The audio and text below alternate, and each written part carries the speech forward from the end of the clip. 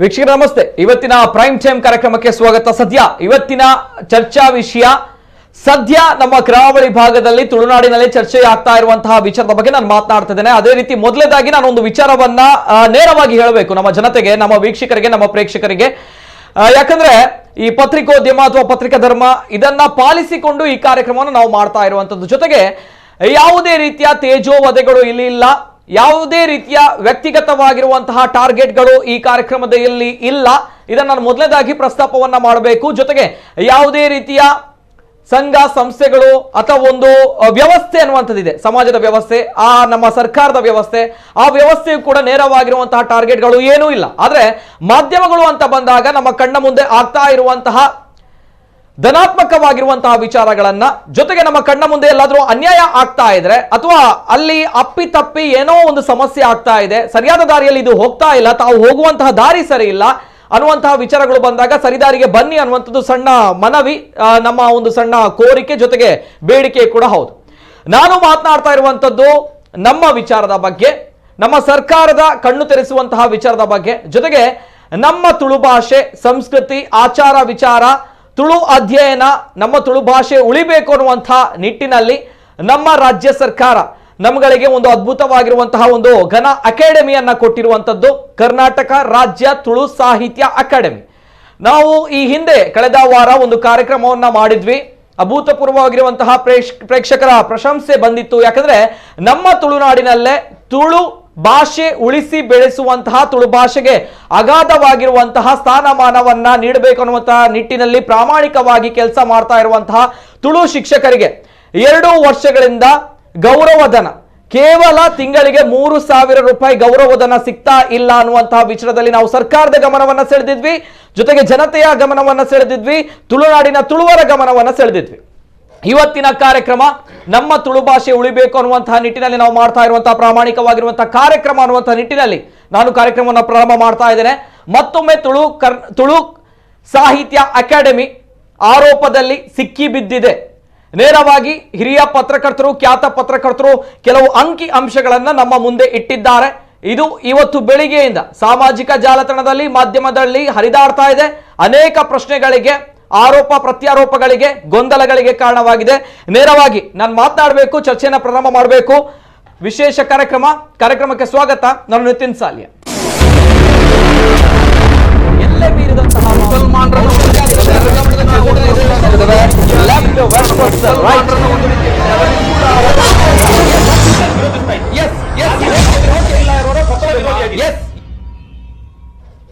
Tulu academy ಲೆಕ್ಕ ಬೊಕ್ಕ ಪನ್ಪುನಂಚಿನ ವಿಚಾರತೆ ಸದ್ಯ ನಮ್ಮ ತುಳುನಾಡು ಆವೊಂದುಂಡು.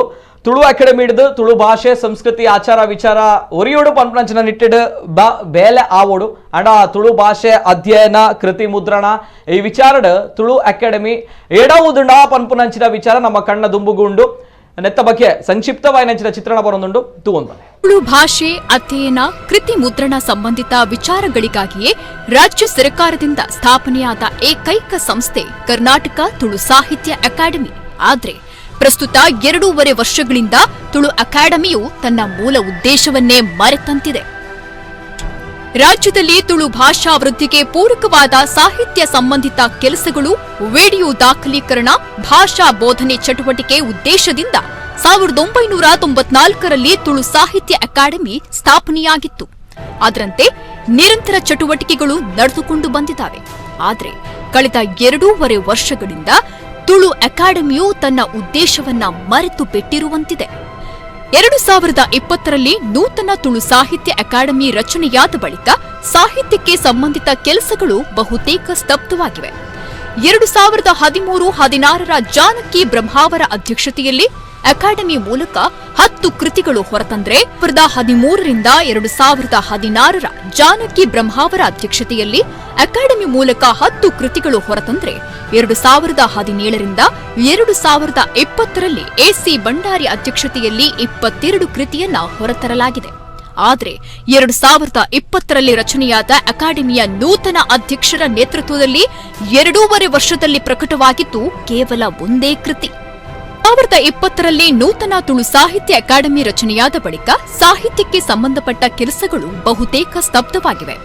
2013ರಿಂದ 2016ರ ಜಾನಕಿ ಬ್ರಹ್ಮಾವರ ಅಧ್ಯಕ್ಷತೆಯಲ್ಲಿ ಅಕಾಡೆಮಿ ಮೂಲಕ 10 ಕೃತಿಗಳು ಹೊರತಂದ್ರೆ 2017ರಿಂದ 2020ರ ಎಸಿ ಭಂಡಾರಿ ಅಧ್ಯಕ್ಷತೆಯಲ್ಲಿ 22 ಕೃತಿಗಳನ್ನು ಹೊರತರಲಾಗಿತ್ತು. ಆದರೆ 2020ರಲ್ಲಿ ರಚನೆಯಾದ ಅಕಾಡೆಮಿಯ ನೂತನ ಅಧ್ಯಕ್ಷರ ನೇತೃತ್ವದಲ್ಲಿ 2.5 ವರ್ಷದಲ್ಲಿ ಪ್ರಕಟವಾಗಿದ್ದು ಕೇವಲ ಒಂದೇ ಒಂದು ಕೃತಿ. ಅದು ಕೂಡ ಅಕಾಡೆಮಿ ಅನುದಾನ ಬಳಸದೆ ಪ್ರಾಯೋಜಕತ್ವದಿಂದ ಮುದ್ರಿಸಲಾಗಿದೆ. ಅಕಾಡೆಮಿಯಿಂದ ಮದಿಪು ಎಂಬ ತ್ರೈಮಾಸಿಕ ಪತ್ರಿಕೆ ಪ್ರಕಟವಾಗ್ತಿತ್ತು. 2.5 ವರ್ಷದಲ್ಲಿ ಈ ತ್ರೈಮಾಸಿಕದ 2 ಸಂಚಿಕೆ ಮಾತ್ರ ಪ್ರಕಟವಾಗಿದೆ.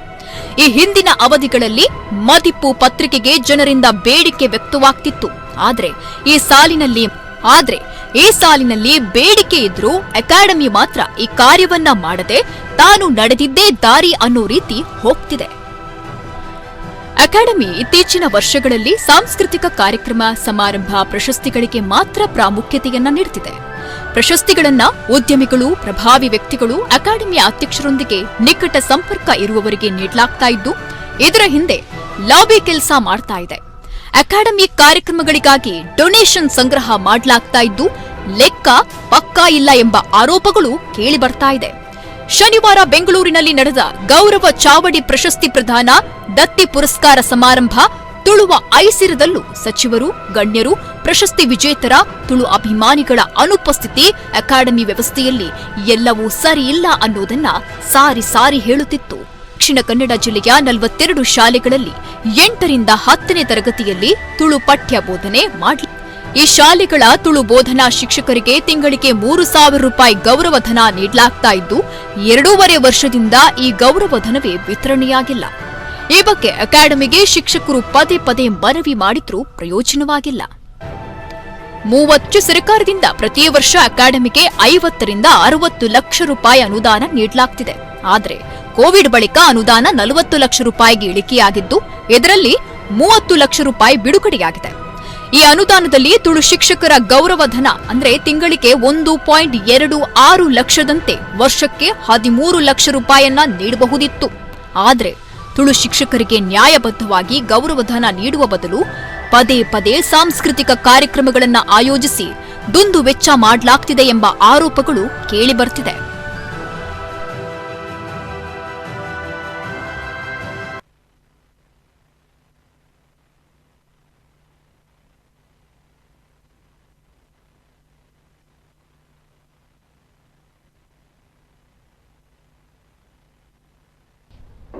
ಇದು ಆರೋಪ ಎದುರಿಸ್ತಾ ಇರುವಂತಹ ನಮ್ಮ ಹೆಮ್ಮೆಯ ಕರ್ನಾಟಕ ತುಳು ಸಾಹಿತ್ಯ ಅಕಾಡೆಮಿ. ಹೆಮ್ಮೆ ಅನ್ನುವಂತಹ ವಿಚಾರವನ್ನು ನಾನು ಯಾಕೆ ಹೇಳಿದೆ ಅಂತ ಹೇಳಿದ್ರೆ, ನಮ್ಮ ಕರ್ನಾಟಕ ಸರ್ಕಾರ ನಮ್ಮವರಿಗೋಸ್ಕರ, ತುಳುವರಿಗೋಸ್ಕರ, ತುಳು ಭಾಷೆ, ಸಂಸ್ಕೃತಿ, ಆಚಾರ ವಿಚಾರ ಉಳಿಬೇಕು ಅನ್ನುವಂತಹ ನಿಟ್ಟಿನಲ್ಲಿ ನಮಗೋಸ್ಕರ ಒಂದು ಅಕಾಡೆಮಿಯನ್ನ ಕೊಟ್ಟಿರುವಂಥದ್ದು. ಜೊತೆಗೆ ಕಳೆದ ಬಾರಿ ನಾವು ಕಾರ್ಯಕ್ರಮವನ್ನು ಮಾಡಿದ್ವಿ. ಆ ಕಾರ್ಯಕ್ರಮ 2 ವರ್ಷಗಳಿಂದ ತುಳು ಭಾಷೆಯನ್ನ ಕಲಿಸುವಂತಹ ಶಿಕ್ಷಕರಿಗೆ ಸಂಬಳವನ್ನ ಕೊಡಲಿಲ್ಲ, ಗೌರವಧನವನ್ನ ತಿಂಗಳಿಗೆ 3,000 ಗೌರವಧನವನ್ನ ಕೊಡಲಿಲ್ಲ ಅನ್ನುವಂಥದ್ದು. ಅದರ ಬಗ್ಗೆ ಸರ್ಕಾರದ ಗಮನ ಸೆಳೆಯುವಂತಹ ಪ್ರಯತ್ನವನ್ನ ಮಾಡಿದ್ವಿ. ಆ ಸಂದರ್ಭ ಅನೇಕ ಆರೋಪಗಳು ನಮ್ಮ ಮೇಲೆಯೂ ಕೂಡ ಕೇಳಿ ಬಂದಿತ್ತು. ತಮ್ಮ ಕಡೆ ಗೊತ್ತಿದೆ, ಅನೇಕ ವೀಕ್ಷಕರು ಕಾರ್ಯಕ್ರಮವನ್ನು ನೋಡಿದ್ದೀರಾ, ಪ್ರಶಂಸೆಯ ಮಾತುಗಳನ್ನ ಆಡಿದ್ದೀರಾ. ಜೊತೆಗೆ ನಮಗೆ ಸಿಕ್ಕಿರುವಂತಹ ಸಮಜಾಯಿಷಿಯ ಪ್ರಕಾರ, ನಮಗೆ ಸಿಕ್ಕಿರುವಂತಹ ಉತ್ತರದ ಪ್ರಕಾರ ಶಿಕ್ಷಕರಿಗೆ ಸಂಬಳ ಕೊಡುವಂಥದ್ದು ಅಕಾಡೆಮಿ ಅಲ್ಲ ಅನ್ನುವಂತಹ ವಿಚಾರವನ್ನ ಹೇಳಿದರು. ಅಕಾಡೆಮಿ ಏನ್ ಮಾಡುತ್ತೆ ಅನ್ನುವಂಥದ್ದು ಕೇಳಿದಾಗ, ಅಕಾಡೆಮಿ ತುಳು ಭಾಷೆಯನ್ನ ಉಳಿಸುವಂತಹ ಕೆಲಸವನ್ನ ಮಾಡುತ್ತೆ, ತುಳು ಸಾಹಿತ್ಯವನ್ನ ಉಳಿಸುವಂತಹ ಕೆಲಸವನ್ನ ಮಾಡುತ್ತೆ. ಇದೆಲ್ಲವೂ ಕೂಡ ಅಕಾಡೆಮಿಯ ಅಜೆಂಡಾದಲ್ಲಿ ಬರುತ್ತೆ. ಆದ್ರೆ ತುಳು ಶಿಕ್ಷಕರಿಗೆ, ತುಳು ಭಾಷೆಯನ್ನ ಉಳಿಸಿ ಬೆಳೆಸುವಂತಹ ಪುಣ್ಯದ ಕೆಲಸ ಮಾಡುವಂತಹ ಶಿಕ್ಷಕರಿಗೆ ತುಳು ಅಕಾಡೆಮಿ ಸಂಬಳವನ್ನ ಕೊಡುವುದಿಲ್ಲ ಅನ್ನೋದು ನೇರವಾಗಿ ಹೇಳಿದ್ದಾರೆ. ಆದ್ರೆ ಏನ್ ಮಾಡುತ್ತೆ ಹಾಗಾದ್ರೆ ಅಕಾಡೆಮಿ ಅಂತ ಬಂದಾಗ, ತುಳು ಭಾಷೆಯನ್ನ, ಸಾಹಿತ್ಯವನ್ನ, ಅಧ್ಯಯನವನ್ನ ಯಾರು ಮಾಡ್ತಾರೆ ಅವರಿಗೆ ಉತ್ತೇಜನ ಕೊಡುವಂತ ಕೆಲಸ ಮಾಡುತ್ತೆ ಅನ್ನೋದು. ಆದ್ರೆ ನಮ್ಮ ಹಿರಿಯ ಪತ್ರಕರ್ತರು, ಖ್ಯಾತ ಪತ್ರಕರ್ತರು ಒಂದು ನೇರವಾಗಿರುವಂತಹ ಒಂದು ವಿಚಾರವನ್ನ ಅವರು ಇಡ್ತಾರೆ, ಒಂದು ಅಧ್ಯಯನವನ್ನ ಮಾಡಿದ್ದಾರೆ, ಅಂಶವನ್ನ ಅವರು ತಿಳಿದುಕೊಂಡಿದ್ದಾರೆ. ಈ ಒಂದು ವಿಚಾರದ ಬಗ್ಗೆ ನೇರವಾಗಿ ಹೇಳಬೇಕು ಅಂತ ಹೇಳಿದ್ರೆ, ನಮ್ಮ ತುಳು ಅಕಾಡೆಮಿ ಅಥವಾ ತುಳು ಭಾಷೆ ಕರ್ನಾಟಕ ಸರ್ಕಾರ ಅಧೀನದಲ್ಲಿರುವಂತಹ ತುಳು ಅಕಾಡೆಮಿ ಸರಿಯಾದ ದಾರಿಯಲ್ಲಿ ಹೋಗಬೇಕು ಅನ್ನುವಂಥ ನಿಟ್ಟಿನಲ್ಲಿ ಪ್ರಾಮಾಣಿಕವಾಗಿರುವಂತಹ ಈ ಒಂದು ರಿಪೋರ್ಟ್ ಅನ್ನು ಅವರು ತಯಾರಿಸಿದ್ದಾರೆ. ನಾನು ಆತ್ಮೀಯವಾಗಿರುವಂತಹ ಸ್ವಾಗತವನ್ನ ಮಾಡಬೇಕು ವಿಜಯ್ ಕೋಟ್ಯನವರು. ವಿಜಯ ಕರ್ನಾಟಕದ ಹಿರಿಯ ಪತ್ರಕರ್ತರು, ನಮ್ಮ ಮಂಗಳೂರಿನ ಖ್ಯಾತ ಪತ್ರಕರ್ತರು. ಆತ್ಮೀಯವಾಗಿರುವಂತಹ ಸ್ವಾಗತ ವಿಜಯ್ ಕೋಟ್ಯನವರಿಗೆ. ನಮಸ್ತೆ ಸರ್.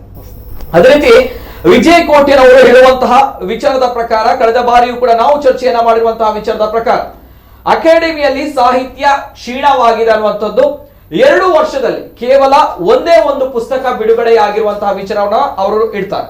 ಜೊತೆಗೆ ತುಳುನಾಡಿನಲ್ಲಿ ತುಳು ಶಿಕ್ಷಕರಿಗೆ 2 ವರ್ಷದ ಸಂಬಳವನ್ನ, ಗೌರವಧನವನ್ನ ನೀಡಿಲ್ಲ ಅನ್ನುವಂತಹ ವಿಚಾರ ಈ ಹಿಂದೆ ಕೂಡ ಗೊತ್ತಿದೆ. ಆರೋಪ ಕೂಡ ಯಾವ ರೀತಿ ಇತ್ತು ಅನ್ನೋದು ಗೊತ್ತಿದೆ. ಜೊತೆಗೆ ಸಾಂಸ್ಕೃತಿಕ ಕಾರ್ಯಕ್ರಮಗಳಿಗೆ ಒತ್ತನ್ನ ನೀಡಲಾಗಿದೆ. ಈ ಹಿಂದೆ ಅಧ್ಯಕ್ಷರು ಮಾತನಾಡಿದಾಗ ಹೇಳಿರುವಂತಹ ವಿಚಾರ, ಇಲ್ಲಿ ಭಾಷೆಯನ್ನ ಉಳಿಸಿ ಬೆಳೆಸುವಂತ ಕೆಲಸ ಆಗುತ್ತೆ ಅನ್ನುವಂಥದ್ದು. ಜೊತೆಗೆ ಪ್ರಭಾವಿಗಳಿಗೆ ಪ್ರಶಸ್ತಿಯನ್ನ ಕೊಡಲಾಗ್ತಾ ಇದೆ. ಪ್ರಭಾವಿಗಳು ಯಾರಿದ್ದಾರೆ ಅವರಿಗೆ ಮಾತ್ರ ಪ್ರಶಸ್ತಿ ಸಿಗ್ತಾ ಇದೆ, ಅರ್ಹ ವ್ಯಕ್ತಿಗಳಿಗೆ ಸಿಗ್ತಾ ಇಲ್ಲ ಅನ್ನುವಂತಹ ಆರೋಪ. ಜೊತೆಗೆ ಅನೇಕ ಡೊನೇಷನ್ಗಳು ಬರ್ತಾ ಇದೆ, ಅದೇ ಸರಿಯಾಗಿರುವಂತಹ ವ್ಯವಸ್ಥಿತವಾಗಿರುವಂತಹ ಕೆಲಸ ಕಾರ್ಯ ಆಗ್ತಾ ಇಲ್ಲ. ನಮ್ಮ ಕಣ್ಣ ಮುಂದೆ ಇದೆ. ಕೇವಲ ಒಂದೇ ಒಂದು ಪುಸ್ತಕ 2 ವರ್ಷದಲ್ಲಿ ಬಿಡುಗಡೆಯಾಗಿದೆ ಅಂತ ಬಂದಾಗ ಪ್ರಶ್ನೆ ಮಾಡಬೇಕಾಗುತ್ತೆ. ಬೇರೆ ವಿಧಿ ಇಲ್ಲ. ಯಾಕಂದ್ರೆ ಕೇಳಬಹುದು, ಯಾಕಪ್ಪ ಈ ಹಿಂದಿನವರು ಏನ್ ಮಾಡಿದ್ದಾರೆ? ಎಸ್, ಹಿಂದಿನವರು ಮಾಡಿದ್ದಾರೆ. ಅವರು ಮಾಡಿರುವಂತಹ ವಿಚಾರ, ಅವರ ಅಧ್ಯಕ್ಷತೆಯಲ್ಲಿ ಎಷ್ಟು ಪುಸ್ತಕಗಳು ರಿಲೀಸ್ ಆಗಿದೆ ಮತ್ತೆ ಏನಾಗಿದೆ ಎಲ್ಲ ವಿಚಾರದ ಬಗ್ಗೆ ನಾನು ಮಾತನಾಡ್ತೇನೆ. ಮೊದಲಾಗಿ ಮತ್ತೊಬ್ಬರು ಗಣ್ಯ ವ್ಯಕ್ತಿ ಇವತ್ತಿನ ಕಾರ್ಯಕ್ರಮದಲ್ಲಿ ಜಾಯಿನ್ ಆಗಿದ್ದಾರೆ ನಮ್ಮ ಜೊತೆ.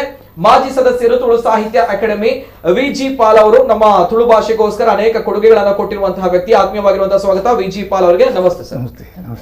ಅದೇ ರೀತಿ ನಮ್ಮ ಜೊತೆ ಖ್ಯಾತ ಸಾಹಿತಿ ಜೊತೆಗೆ ಸಂಶೋಧಕಿಯಾಗಿರುವಂತವರು, ನಮ್ಮ ತುಳುವರ ಹೆಮ್ಮೆಯೂ ಕೂಡ ಹೌದು, ಡಾಕ್ಟರ್ ಇಂದಿರಾ ಹೆಗ್ಡೆ ಅವರು. ಆತ್ಮೀಯವಾಗಿರುವಂತಹ ಸ್ವಾಗತ ಮೇಡಮ್ ತಮಗೆ, ಇಂದಿರಾ ಹೆಗ್ಡೆ ಅವರಿಗೆ. ನಮಸ್ತೆ ಮೇಡಮ್. ನಮಸ್ತೆ. ಅದೇ ರೀತಿ ನಮ್ಮ ಜೊತೆ ಸ್ವಲ್ಪ ಹೊತ್ತಲ್ಲಿ ಡಾಕ್ಟರ್ ಕೆ ಪದ್ಮನಾಭ ಕೆ ಕುನ್ನಾಯ್ ಅವರು, ತುಳು ಅಕಾಡೆಮಿಯ ಮಾಜಿ ಸದಸ್ಯರು ಜಾಯಿನ್ ಆಗ್ಲಿಕ್ಕಿದ್ದಾರೆ.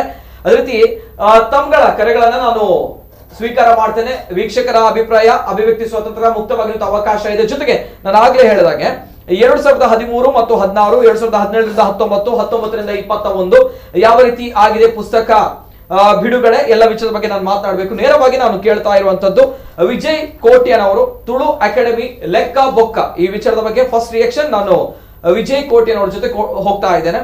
ಖ್ಯಾತ ಪತ್ರಕರ್ತರು, ಈ ಒಂದು ಅಧ್ಯಯನವನ್ನ ಮಾಡಿದಿರಾ, ಅಂಕಿಅಂಶವನ್ನ ತೆಗೆದು ಮಾಧ್ಯಮದ ಮುಂದೆ ಇಟ್ಟಿದ್ದೀರಾ. ಬೆಳಿಗ್ಗೆಯಿಂದ ಚರ್ಚೆ ಆಗ್ತಾ ಇರುವಂತಹ ಈ ಒಂದು ವಿಚಾರ, ಯಾಕಂದ್ರೆ ತುಳು ಭಾಷೆ ಸರಿಯಾದ ರೀತಿಯಲ್ಲಿ ಹೋಗ್ಬೇಕು ಅನ್ನುವಂಥ ನಿಟ್ಟಿನಲ್ಲಿ ನಮ್ಮ ಸರ್ಕಾರ ಅಧೀನದಲ್ಲಿರುವಂತಹ ಈ ಒಂದು ಅಕಾಡೆಮಿ, ಆದ್ರೆ ಎಲ್ಲೋ ಒಂದ್ ಕಡೆ ಎಡವುತ್ತಾ ಇದೆ ಅಂತ ಬಂದಾಗ ತಾವುಗಳು ಅದನ್ನ ಬಡಿದೆಬ್ಬಿಸಿದ್ದೀರಾ. That's why first reaction sir. Sir, ಈ ತುಳು ಅಕಾಡೆಮಿ ಆಗುವಾಗ ನಾವು ತುಂಬಾ ಖುಷಿ ಪಟ್ಟೆವು. ಬಹುಶಃ ಆ ಅಕಾಡೆಮಿ ಆದ್ಮೇಲೆ ಈ ತುಳುವಿಗೆ ಸಂಬಂಧಪಟ್ಟ ಅನೇಕ ಕೆಲಸಗಳು ಆಗ್ತಾ ಬಂತು. ಈಗ ವಿಶೇಷವಾಗಿ ಈ ತುಳುವಿಗೆ ಶಾಸ್ತ್ರೀಯ ಸ್ಥಾನಮಾನ ಸಿಗಬೇಕು ಒಂದು ಬೇಡಿಕೆ ಇದೆ ನಮ್ಮದು. ಅದೇ ರೀತಿ ತುಳುವಿಗೆ ರಾಜ್ಯ ಸ್ಥಾನಮಾನ ಸಿಗಬೇಕು ಅಂತ ಒಂದು ಬೇಡಿಕೆ ಇದೆ. ಈ ಬೇಡಿಕೆಗಳಿಗೆ ಯುವ ಸಂಘಟನೆಗಳು ತುಂಬಾ ಶ್ರಮ ಪಡ್ತಾ ಇದೆ. ಒಂದು ರೀತಿ ಟ್ವಿಟ್ ಅಭಿಯಾನ ಆಗ್ತಾ ಇದೆ. ಅಂದ್ರೆ ಇದಕ್ಕೆ ಪೂರಕವಾಗಿ ಕೆಲಸ ಮಾಡಬೇಕಾಗಿದ್ದು ತುಳು ಅಕಾಡೆಮಿ ಕೆಲಸ, ದೊಡ್ಡ ಜವಾಬ್ದಾರಿ ಇದೆ. ಆ ನಿಟ್ಟಿನಲ್ಲಿ ಮುಖ್ಯವಾಗಿ ತುಳು ಅಕಾಡೆಮಿಯ ಉದ್ದೇಶ ಏನು ಅಂತ ನಾವು ಅರಿತುಕೊಳ್ಬೇಕಾಗಿದೆ. ಈಗ ನೀವ್ ಹೇಳಿದ ಹಾಗೆ ತುಳು ಭಾಷೆ ಇರಬಹುದು, ಆ ಭಾಷೆ ಬೆಳವಣಿಗೆ ಅಭಿವೃದ್ಧಿ ದೃಷ್ಟಿಯಿಂದ ಏನು ಮಾಡಬಹುದು ಅದನ್ನು ಚಿಂತನೆ ಮಾಡಬೇಕು. ಅಕಾಡೆಮಿಯ ಉದ್ದೇಶನೇ ತುಳು ಭಾಷೆಯ ಅಭಿವೃದ್ಧಿ, ತುಳು ಸಂಸ್ಕೃತಿಯ ಅಭಿವೃದ್ಧಿ, ತುಳು ಸಾಹಿತ್ಯ ಸಂಬಂಧಪಟ್ಟ ಕೆಲಸಗಳಾಗಬೇಕು. ಇದು ಮುಖ್ಯ ಉದ್ದೇಶ ಇಟ್ಕೊಂಡು ಬಾಕಿ ಚಟುವಟಿಕೆಗೆ ಆದ್ಯತೆ ನೀಡಬೇಕು. ಬಹುಶಃ ನಾನು ಇದನ್ನು ಸ್ವಲ್ಪ ಗಮನ ಹರಿಸಿದಾಗ ನನಗೆ 1-2 ವರ್ಷದಿಂದ ನಾನು ಇದನ್ನು ಸೂಕ್ಷ್ಮ ಕೋವಿಡ್ ಕಾರಣ ಇರಬಹುದು, ಅದನ್ನು ಕಾರಣ ಹೇಳಲಿಕ್ಕೆ ಆಗಲ್ಲ. ಆದರೆ ಇದನ್ನು ಗಮನಿಸಿದಾಗ ನನಗೆ ಅಲ್ಲಿ ಲೋಪದೋಷಗಳು ಕಾಣ್ತಾ ಬರ್ತು. ಸ್ವಲ್ಪ ಸ್ಟಡಿ ಮಾಡ್ಲಿಕ್ಕೆ ಹೋಗಿದೆ. ಈ ಮಾಹಿತಿ ನನಗೆ ಸಾಧಾರಣ ಒಂದು 2 ತಿಂಗಳಿಂದ ನಾನು ಅಬ್ಸರ್ವ್ ಮಾಡ್ತಾ ಇದ್ದೇನೆ. ತುಳು ಅಕಾಡೆಮಿ ಚಟುವಟಿಕೆ ಬಗ್ಗೆ ಮೊದಲೇ ಅನುಮಾನ ಇತ್ತು. ಅಬ್ಸರ್ವ್ ಮಾಡುವಾಗ ಈ ಸಂದೇಹಗಳು ಬರಲಿಕ್ಕೆ ಸ್ಟಾರ್ಟ್ ಆಯ್ತು, ನೋಡು ಸ್ವಲ್ಪ ಅಂತ. ಆಗ ನಾನು ಸ್ಟಡಿ ಮಾಡುವಾಗ ಮೊದಲಿಗೆ ಬಂದದ್ದು ನನಗೆ ಒಬ್ಬ ಶಿಕ್ಷಕರಿಂದ ನನಗೆ ದೂರುಗಳು ಬಂತು. ಸರ್, ನಮಗೆ ಅಕಾಡೆಮಿಯಿಂದ ಮೊದಲು ಗೌರವಧನ ಸಿಗ್ತಾ ಇತ್ತು 3,000 ರೂಪಾಯಿ, ಈಗ ಸಿಗ್ತಾ ಇಲ್ಲ 2 ವರ್ಷದಿಂದ ಅಂತ. ಅದಕ್ಕಿಂತ ಮೊದಲು ನಿಮ್ಗೆ ಏನಾದ್ರು ಸಮಸ್ಯೆ ಆಗಿತ್ತಾ ಅಥವಾ ಈಗ ಮಾತ್ರವಾ ಕಾರಣ? ಇಲ್ಲ, ನಮ್ಗೆ ಮೊದಲು ಸಮಸ್ಯೆ ಆಗಿಲ್ಲ, ಇತ್ತೀಚಿನ ದಿನಗಳಲ್ಲಿ ಸಮಸ್ಯೆ ಆಗುತ್ತೆ. ಕೇಳಿದಾಗ ಕೊಡ್ತೇವೆ ಭರವಸೆ ಕೊಡ್ತಾರೆ ಬಿಟ್ರೆ ಮತ್ತೇನು ಆಗ್ತಾ ಇಲ್ಲ ಅಂತ. ಆಮೇಲೆ ನೋಡುವಾಗ ಹೌದು, ಯಾಕೆ ಆಗ್ತಾ ಇಲ್ಲ ಅಂತ, ಅನುದಾನ ಬಂದಿಲ್ಲ ಅಂತ ಆಯ್ತು. ಒಂದು ಸರ್ಕಾರದಿಂದ ಅನುದಾನ ಬಂದಿಲ್ಲ ಅಂತ. ಅನುದಾನ ಬಂದ್ಮೇಲೂ ಅದನ್ನು ತಡೆ ಹಿಡಿದಿದ್ದಾರೆ ಅಂತ ನನಗೆ ಗೊತ್ತಾಯ್ತು. ಮುಖ್ಯವಾಗಿ ಈಗ ತುಳು ಭಾಷಾ ಅಭಿವೃದ್ಧಿ ಎಲ್ಲಿಂದ ಆಗ್ಬೇಕು? ಅದು ಶಾಲೆಯಿಂದ. ಬಹುಶಃ ಇವತ್ತಿನ ಕಾಲದಲ್ಲಿ 42 ಶಾಲೆಗಳು, ನಮ್ಮ ದಕ್ಷಿಣ ಕನ್ನಡ ಜಿಲ್ಲೆಯಲ್ಲಿ 42 ಶಾಲೆಗಳಲ್ಲಿ ತುಳು ಶಿಕ್ಷಣ ಸಿಗ್ತಾ ಇದೆ ಮಕ್ಕಳಿಗೆ. ಬಹುಶಃ ಆ ಮಕ್ಕಳ ಸಾಧನೆ ನೋಡುವಾಗ ನಮ್ಗೆ ಹೆಮ್ಮೆ ಅನಿಸ್ತಾ ಇದೆ. ಅಂದ್ರೆ ಒಳ್ಳೆಯ ರಿಸಲ್ಟ್ ಅಂತ ತರ್ತಾ ಇದ್ದಾರೆ. ಅವರಿಗೆ ಬೆಂಬಲ ಕೊಡುವಂತ ಕೆಲಸ ಯಾರು ಮಾಡಬೇಕಾದ್ರು? ಅದು ಅಕಾಡೆಮಿ ಮಾಡಬೇಕು. ಅಂದ್ರೆ ಮಕ್ಕಳಿಗೆ ಪ್ರೋತ್ಸಾಹ ಕೊಡಬೇಕಾದ್ರೆ ಅದು ಶಿಕ್ಷಕರಿಂದ ಆಗ್ಬೇಕು. ಶಿಕ್ಷಕರಿಗೆ ಸರಿಯಾದ ಗೌರವಧನ ಸಿಕ್ಕಿಲ್ಲ ಅಂದ್ರೆ ಅದರ ಅರ್ಥ ಏನು, ಯಾಕೆ ಸಿಗ್ತಾ ಇಲ್ಲ? ಇದು ನೋಡುವಾಗ ಇಲ್ಲೂ ಆ ಬಜೆಟ್ ಕೊಡುವಲ್ಲಿ ಅಕಾಡೆಮಿ ಹಿಂದೆ ಬಿದ್ದಿದೆ, ಅಂದ್ರೆ ಅಲ್ಲಿ ವೈಫಲ್ಯ ಆಗಿದೆ ಅಂತ ಅನಿಸಿತು. ಮತ್ತೆ ನೋಡುವಾಗ ನಾನು ಮುಖ್ಯವಾಗಿ ಮದಿಪು ಅಂತ ಪುಸ್ತಕ ಬರ್ತಾ ಇತ್ತು, ನಾನು ಓದ್ತಾ ಇದ್ದೆ, ನಾನು ತುಂಬಾ ಆಸಕ್ತಿಯಿಂದ ಅದನ್ನು ಹೋಗ್ತಾ ಇದ್ದೆ.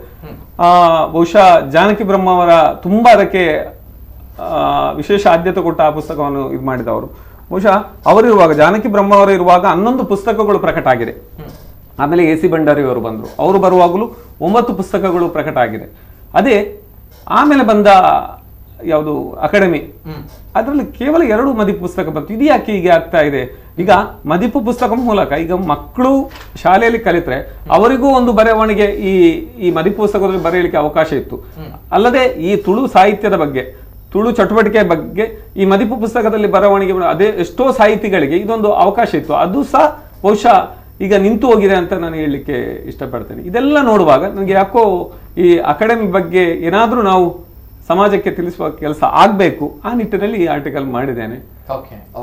ಜೊತೆಗೆ ಸರ್ಕಾರದ ಗಮನವನ್ನ ಸೆಳೆಯಬೇಕು. ಯಾಕಂದ್ರೆ ಈ ಒಂದು ವಿಚಾರದಲ್ಲಿ ನಮ್ಮ ತುಳು ಭಾಷೆ ಅಧ್ಯಯನ, ಕೃತಿ ಮುದ್ರಣ ಸಂಬಂಧಿತ ವಿಚಾರಗಳಿಗೆ ಈ ಒಂದು ಅಕಾಡೆಮಿ ಬಳಕೆ ಆಗಬೇಕಾಗಿತ್ತು. ಅಂಕಿಅಂಶಗಳನ್ನ ಕೂಡ ಇಟ್ಟಿದ್ದಾರೆ ವಿಜಯ್ ಕೋಟ್ಯನವರು, ವಿಜಯ ಕರ್ನಾಟಕ ಪತ್ರಿಕೆಯಲ್ಲಿ ವರದಿಗಾರರಾಗಿರುವಂತಹದ್ದು ವಿಜಯ್ ಕೋಟಿನವರು. ಇವರು ಬರೆದಿರುವಂತಹ ಈ ಒಂದು ರಿಪೋರ್ಟ್ ಏನಿದೆ ಇವತ್ತು ಬೆಳಗ್ಗೆಯಿಂದ ತುಂಬಾ ಸಾಮಾಜಿಕ ಜಾಲತಾಣದಲ್ಲಿ ಸುದ್ದಿ ಮಾಡ್ತಾ ಇದೆ. ಜೊತೆಗೆ ಅನೇಕ ಆರೋಪ ಪ್ರತ್ಯಾರೋಪಗಳು ಅದಕ್ಕಿಂತ ಜಾಸ್ತಿಯಾಗಿ ಸದ್ಯದ ಪರಿಸ್ಥಿತಿಯಲ್ಲಿ ಹೌದಾ ಹೀಗಾಗ್ತಾ ಇದೆಯಾ, ಏನಾಗಿದೆ, ಯಾಕೆ ಹೀಗಾಗ್ತಾ ಇದೆ ಅನ್ನೋ ಪ್ರಶ್ನೆಗಳ ನಡುವೆ ಕೆಲವು ಪ್ರಶ್ನೆಗಳನ್ನು ಹುಟ್ಟುಹಾಕಿದೆ. ನೇರವಾಗಿ ಮಾತಾಡಬೇಕು. ಅದೇ ರೀತಿ ನಾನು ಫಸ್ಟ್ ರಿಯಾಕ್ಷನ್ ನೇರವಾಗಿ VG ಪಾಲ್ ಅವ್ರ ಜೊತೆ, ಮಾಜಿ ಸದಸ್ಯರು, ತುಳು ಸಾಹಿತ್ಯ ಅಕಾಡೆಮಿ, ಏನ್ ಹೇಳ್ತೀರಾ ಸರ್? ತಮ್ಮ ಕಾಲಘಟ್ಟದಲ್ಲಿ ಯಾವ ರೀತಿ ಇತ್ತು ಅಂಡ್ ಈಗ ಯಾವ ರೀತಿ ಇದೆ, ಯಾವ ರೀತಿ ಆಗ್ತಾ ಇದೆ? Yes sir, first reaction. ನನ್ನ ಕಾಲಘಟ್ಟದಲ್ಲಿ ಸನ್ಮಾನ್ಯ ವಾಮನ್ ನಂದ್ ಅವರು ಅವಾಗ ಅಧ್ಯಕ್ಷರಾಗಿದ್ದರು. ಅಲ್ಲಿ ಸಾಹಿತ್ಯಿಕ ಚಟುವಟಿಕೆಗಳಿಗೆ ಜಾಸ್ತಿ ಬಹಳಷ್ಟು ಅವರು ಒತ್ತು ಕೊಡ್ತಿದ್ರು, ಕಾರ್ಯಕ್ರಮ ಹಮ್ಮಿಕೊಳ್ತಿದ್ದೆವು. ಸಾಂಸ್ಕೃತಿಕ ಕಾರ್ಯಕ್ರಮಗಳಿಗೆ ಸ್ವಲ್ಪ ಕಡಿಮೆ ಇತ್ತು, ಸ್ವಲ್ಪ ಆ ತಾಳ್ಮೇಲೆ. ಮತ್ತೆ ಸ್ವಲ್ಪ ನಾನು ಅದನ್ನು ರೇಸ್ ಮಾಡಿದೆ, ಬಿಕಾಸ್ ನಾನು ಒಬ್ಬ ರಂಗಭೂಮಿಯಿಂದ ಬಂದವನಾಗಿರೋದರಿಂದ ನಾಟಕ ಚಟುವಟಿಕೆಗಳಿಗೆ ಮತ್ತು ಇತರ ಚಟುವಟಿಕೆಗಳಿಗೆ, ಅದು ಯಕ್ಷಗಾನವೂ ಆಗಿರ್ಬೋದು ನಮ್ಮ ಜಿಲ್ಲೆಗೆ ಒಂದು ಗಂಡುಕಳಿ. ಸೊ ಆಮೇಲೆ ಅದನ್ನು ಬ್ಯಾಲೆನ್ಸ್ ಮಾಡಿಕೊಂಡಿದ್ದರು. ಮತ್ತು ಮದಿಪಿನ ಬಗ್ಗೆ ಹೇಳ್ತಾದರೆ 3 ತಿಂಗಳಿಗೊಮ್ಮೆ ಸರಿಯಾಗಿ ಆ ಬುಕ್ಸ್ ಬರ್ತಿದ್ದು ನಮ್ಮ ಮನೆಗಳಿಗೆ. ಈಗ ಈ ಬಾರಿಯ ಕಡೆಯ ಮದಿಪು ಬಂದದ್ದು ಬಹುಶಃ ನನ್ನ ಲೆಕ್ಕದಲ್ಲಿ ಏಪ್ರಿಲ್ 20ರಿಂದ ಸೆಪ್ಟೆಂಬರ್ 20, 6 ತಿಂಗಳ ನಂತರ ಬಂದಿದೆ. ಮತ್ತು ಕಾರ್ಯಕ್ರಮವನ್ನು ಸದಸ್ಯರಿಗೆ ಕೊಡ್ತಾರೆ. ಅಲ್ಲಿ ಸಾಂಸ್ಕೃತಿಕ ಕಾರ್ಯಕ್ರಮಗಳನ್ನು ಅಲ್ಲಿ ಅಕಾಡೆಮಿಯಲ್ಲಿ ಯಾರು ಸದಸ್ಯರು ಇರ್ತಾರೆ ಅವರ ತಂಡಗಳಿಗೆ ಕೊಡ್ತಾರೆ. ಬೇರೆ ಸಾಧಕರಿಲ್ವಾ, ಬೇರೆ ಕಲಾವಿದರಿಲ್ವಾ ಇಲ್ಲಿ? ಯಾಕೆ ಅವರಿಗೆ ಕೊಡೋದಿಲ್ಲ? ಅವರೇ ಅಭಿನಯಿಸ್ತಾರೆ. ಈಗ ಯಕ್ಷಗಾನದ ಬಗ್ಗೆ, ಯಕ್ಷಗಾನಕ್ಕೆ ಸಪೋರ್ಟ್ ಮಾಡಬೇಕು. ಯಕ್ಷಗಾನ ಅಕಾಡೆಮಿ ಇದ್ದರೂ ಇಲ್ಲಿ ಒಬ್ಬ ಧೀಮಂತ ಸದಸ್ಯರಿದ್ದಾರೆ, ಅನುಭವಿ ಸದಸ್ಯರು ಅಕಾಡೆಮಿಯನ್ನು, ಯಕ್ಷಗಾನ ಅಕಾಡೆಮಿಯನ್ನು ಪ್ರತಿನಿಧಿಸುವವರು ಇದ್ದಾರೆ. ಜೊತೆಗೆ ಅವರ ಸಹಕಾರ ತಗೊಂಡು ಮಾಡ್ಬೋದು. ನಾಟಕ ಅಕಾಡೆಮಿಯ ಸಹಕಾರದಿಂದ ನಾಟಕ ಕಾರ್ಯಕ್ರಮಗಳನ್ನು ಸಹ ಮಾಡ್ಬೋದು. ಜೊತೆಗೆ AC ಭಂಡಾರಿ ಅವರು ಇರುವಾಗ 2 ವರ್ಷ ಮಂಗಳೂರು ಪುರಭವನದಲ್ಲಿ ಒಂದು ಅದ್ಭುತ 7 ದಿವಸಗಳ ಹಳೆ ಹಿರಿಯ ನಾಟಕಕಾರರನ್ನು ಕರೆದು ನಾಟಕಕಾರರಿಗೆ ಒಂದು ಅವರ ನುಡಿನಮನ್ನು ಸಲ್ಲಿಸುವ ಮುಖಾಂತರ ಬೇರೆ ಬೇರೆ ತಂಡಗಳಿಂದ ನಾಟಕಗಳನ್ನು ಮಾಡಿಸ್ತಿದ್ರು.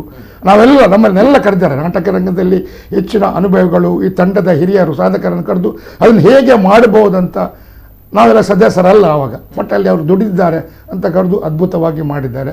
ಈ ಬಾರಿ ನಾನು ಇಲ್ಲ ಅಂತ ಹೇಳಿದರೆ, ಕೋವಿಡ್ ಟೈಮ್ನಲ್ಲಿ ಅಲ್ಲಿ ಏನೋ ಮಾಡಿದ್ದಾರೆ, ಆನ್ಲೈನಲ್ಲಿ ಎಲ್ಲ ಮಾಡಿದೆ, ಇಲ್ಲ ಅಂತೇಳಿ. ಮತ್ತು ಈಗ ಅಕಾಡೆಮಿಯ ಕಾರ್ಯಕ್ರಮಗಳು ದಕ್ಷಿಣ ಕನ್ನಡ ಜಿಲ್ಲೆಯಲ್ಲಿ ಆಗಲಿ, ಮುಂಬೈಯಲ್ಲಿ ಆಗಲಿ, ಬೆಂಗಳೂರು ಇತರ ಕಡೆಗಳಲ್ಲಿ ಆಗುವಾಗ ಅಲ್ಲಿ ಯಾರು ಸದಸ್ಯರಿದ್ದಾರೆ ಅವರಿಗೆ ಕಾರ್ಯಕ್ರಮ ಕೊಡ್ತಾರೆ, ಅವರೇ ಭಾಗವಹಿಸ್ತಾರೆ. ತಾಳಮದ್ದಳೆಯಲ್ಲಿ ಅದು ಅಧ್ಯಕ್ಷರ ಅಲ್ಲಿ ಪಾಠ ಮಾಡ್ತಾರೆ, ಬೇರೆಯವರಿಲ್ವಾ? ಈ ಪ್ರಶ್ನೆ ನಮ್ಮ ಮೇಲೆ ಬರ್ತದೆ. ಮತ್ತೆ ಸರ್ ಇನ್ನೊಂದು ವಿಚಾರ, ಇಷ್ಟರವರೆಗೆ ನಾನು ಸುಮಾರು 60 ವರ್ಷಗಳಿಂದ ಮುಖಕ್ಕೆ ಬಣ್ಣ ಹಾಕಿದ್ದೇನೆ. 1961ರಲ್ಲಿ ವಿಶ್ವಕುಮಾರ್ರವರ ಕಲ್ಜಿಗದ ಕುರುಕ್ಷೇತ್ರ ನಿರಂತರವಾಗಿ 80ರ ವಯಸ್ಸಿನಲ್ಲಿ ತಮಗೆ ಗೊತ್ತಿರೋ ಮಾಡ್ತಿದ್ದೇನೆ. ನನ್ನನ್ನು ಒಂದೇ ಬಾರಿ ಅಕಾಡೆಮಿಯ ಚಾವಡಿಗೆ ಕರೀಲಿಲ್ಲ, ಬನ್ನಿ ಮಾತಾಡುವ ಅಂತ ಇಲ್ಲ. ಯಾಕೆ? ನಾನು ಏನು ಅಲ್ಲಿ ಫಲ್ಗುಣಿ ನದಿ ತೀರದಲ್ಲಿದ್ದೇನ ಆ ಥರನ. ಮತ್ತು ಕಳೆದ 2 ವರ್ಷಗಳಿಂದ ನಾನು ಜಾತೀಯವಾದಿ ಅಲ್ಲ, ಕಲಾವಿದರ ಜಾತೀಯವಾದಿ ಇಲ್ಲ. ಒಂದು ಸಮುದಾಯವನ್ನು ಅಸ್ಪೃಶ್ಯರಾಗಿ ಇಟ್ಟಿದ್ದಾರೆ, ಮೀನುಗಾರರ ಸಮುದಾಯ ಅಂತ ಹೇಳ್ಬೋದು, ಮೊಗವೀರ ಸಮುದಾಯ. ಅಲ್ಲಿ ಸದಸ್ಯಧನವ 2 ಟರ್ಮಲ್ಲಿ ಕೊಡಲಿಲ್ಲ. ಅದು ಯಾಕೆ? ಸರ್ಕಾರ ಒಂದು ವೇಳೆ ಅವರು ನೇಮಕ ಮಾಡುವಾಗ ಆ ಕೋಟ ಅಲ್ಲಿ ಇಲ್ಲದಿರ್ಬೋದು, ಆದರೆ ನಾಮಿನೇಟ್ ಮಾಡುವಾಗ ನಾಮಿನೇಷನ್ಗೆ ಒಂದು 3 ಅವಕಾಶಗಳಿರ್ತದೆ. ಅಲ್ಲಿ ಅವಕಾಶಗಳು ಹೇಗೆ ಅಂದರೆ, ಯಾವ ಪ್ರದೇಶಕ್ಕೆ ಅವಕಾಶ ಸರ್ಕಾರ ಮಾಡಲಿಲ್ಲ ಅಥವಾ ಯಾವ ಸಮುದಾಯಕ್ಕೆ ಮಾಡಲಿಲ್ಲ, ಯಾವ ಕ್ಷೇತ್ರಕ್ಕೆ ಅಲ್ಲಿ ಅವಕಾಶ ಇಲ್ಲ, ಆ ಕ್ಷೇತ್ರದವರನ್ನು ಆ ಸಮುದಾಯವನ್ನು ಗುರುತಿಸಿ ಅವರು ನಾಮಿನೇಟ್ ಮಾಡ್ತಾರೆ, ಅಲ್ಲಿ ನಾಮನಿರ್ದೇಶನ ಮಾಡ್ತಾರೆ. ಅಂಥ ಕ್ರಮ ಇಲ್ಲ. ಈಗ ರಾಜಕೀಯವಾಗಿ ಯಾರು ಒಂದು ಆಡಳಿತ ಪಕ್ಷ, ಎಲ್ಲ ಪಕ್ಷದಲ್ಲಿ ಈಗ ಇತ್ತೀಚೆಗೆ 3-4 ವರ್ಷದಲ್ಲಿ ಅದೇ ಆಗ್ತದೆ. ರಾಜಕೀಯವಾಗಿ ಯಾರು ಪ್ರಭಾವಿಗಳಿದ್ದಾರೆ ಅವರ ಚೀಲಗಳನ್ನು ಮತ್ತೊಬ್ಬರನ್ನು ಹಾಕಿ ಅಕಾಡೆಮಿಯನ್ನು ಮಾಡ್ತದೆ, ನನಗೆ ಗೊತ್ತಿಲ್ಲ. ಮತ್ತು ಯಾರು ಸದಸ್ಯರಿರ್ತಾರೆ ಅಕಾಡೆಮಿದು, ಅವರಿಗೆ ಸನ್ಮಾನ ಮಾಡುವ ವ್ಯವಸ್ಥೆ ಇಲ್ಲ ಅಕಾಡೆಮಿಯಲ್ಲಿ. ನೀವೇ ಮಾಡಿಕೊಳ್ತೇವೆ, ನಿಮಗೆ ಬಾಕಿ ಯಾರು ಇಲ್ವಾ? ಯಾರು ದುಡ್ಡು ಕೊಡ್ತಾರೆ ಅಲ್ಲಿ, ಯಾರು ನಿಮ್ಮನ್ನು ಬಹುಪರ ಕೇಳ್ತಾರೆ ಅವರಿಗೆ ಸನ್ಮಾನ ಮಾಡೋದ? ಎಷ್ಟೋ ಹಿರಿಯರು, ನಾನು ವಿಶೇಷವಾಗಿ ರಂಗಭೂಮಿ ಬಗ್ಗೆ ಹೇಳ್ತೇನೆ ಸರ್, ಎಷ್ಟೆಷ್ಟೋ ಹಿರಿಯರು ಸಾಧನೆ ಮಾಡಿದವರು ಇವತ್ತು ಮೂಲೆಯಲ್ಲಿದ್ದಾರೆ. ನಿಜ. ಅವರ ಬಗ್ಗೆ ನೀವು ಏನು ಮಾರ್ಗದರ್ಶನ ಕೊಡ್ತೀರಿ ಸರ್ಕಾರ? ಏನು ಮಾಡಿದ್ರಿ? ಇಲ್ಲ. ಇದನ್ನು ದಯವಿಟ್ಟು ನೀವು ಆಲೋಚನೆ ಮಾಡಿ. ನಾನು ಯಾರನ್ನೂ ದೂರುವುದಿಲ್ಲ.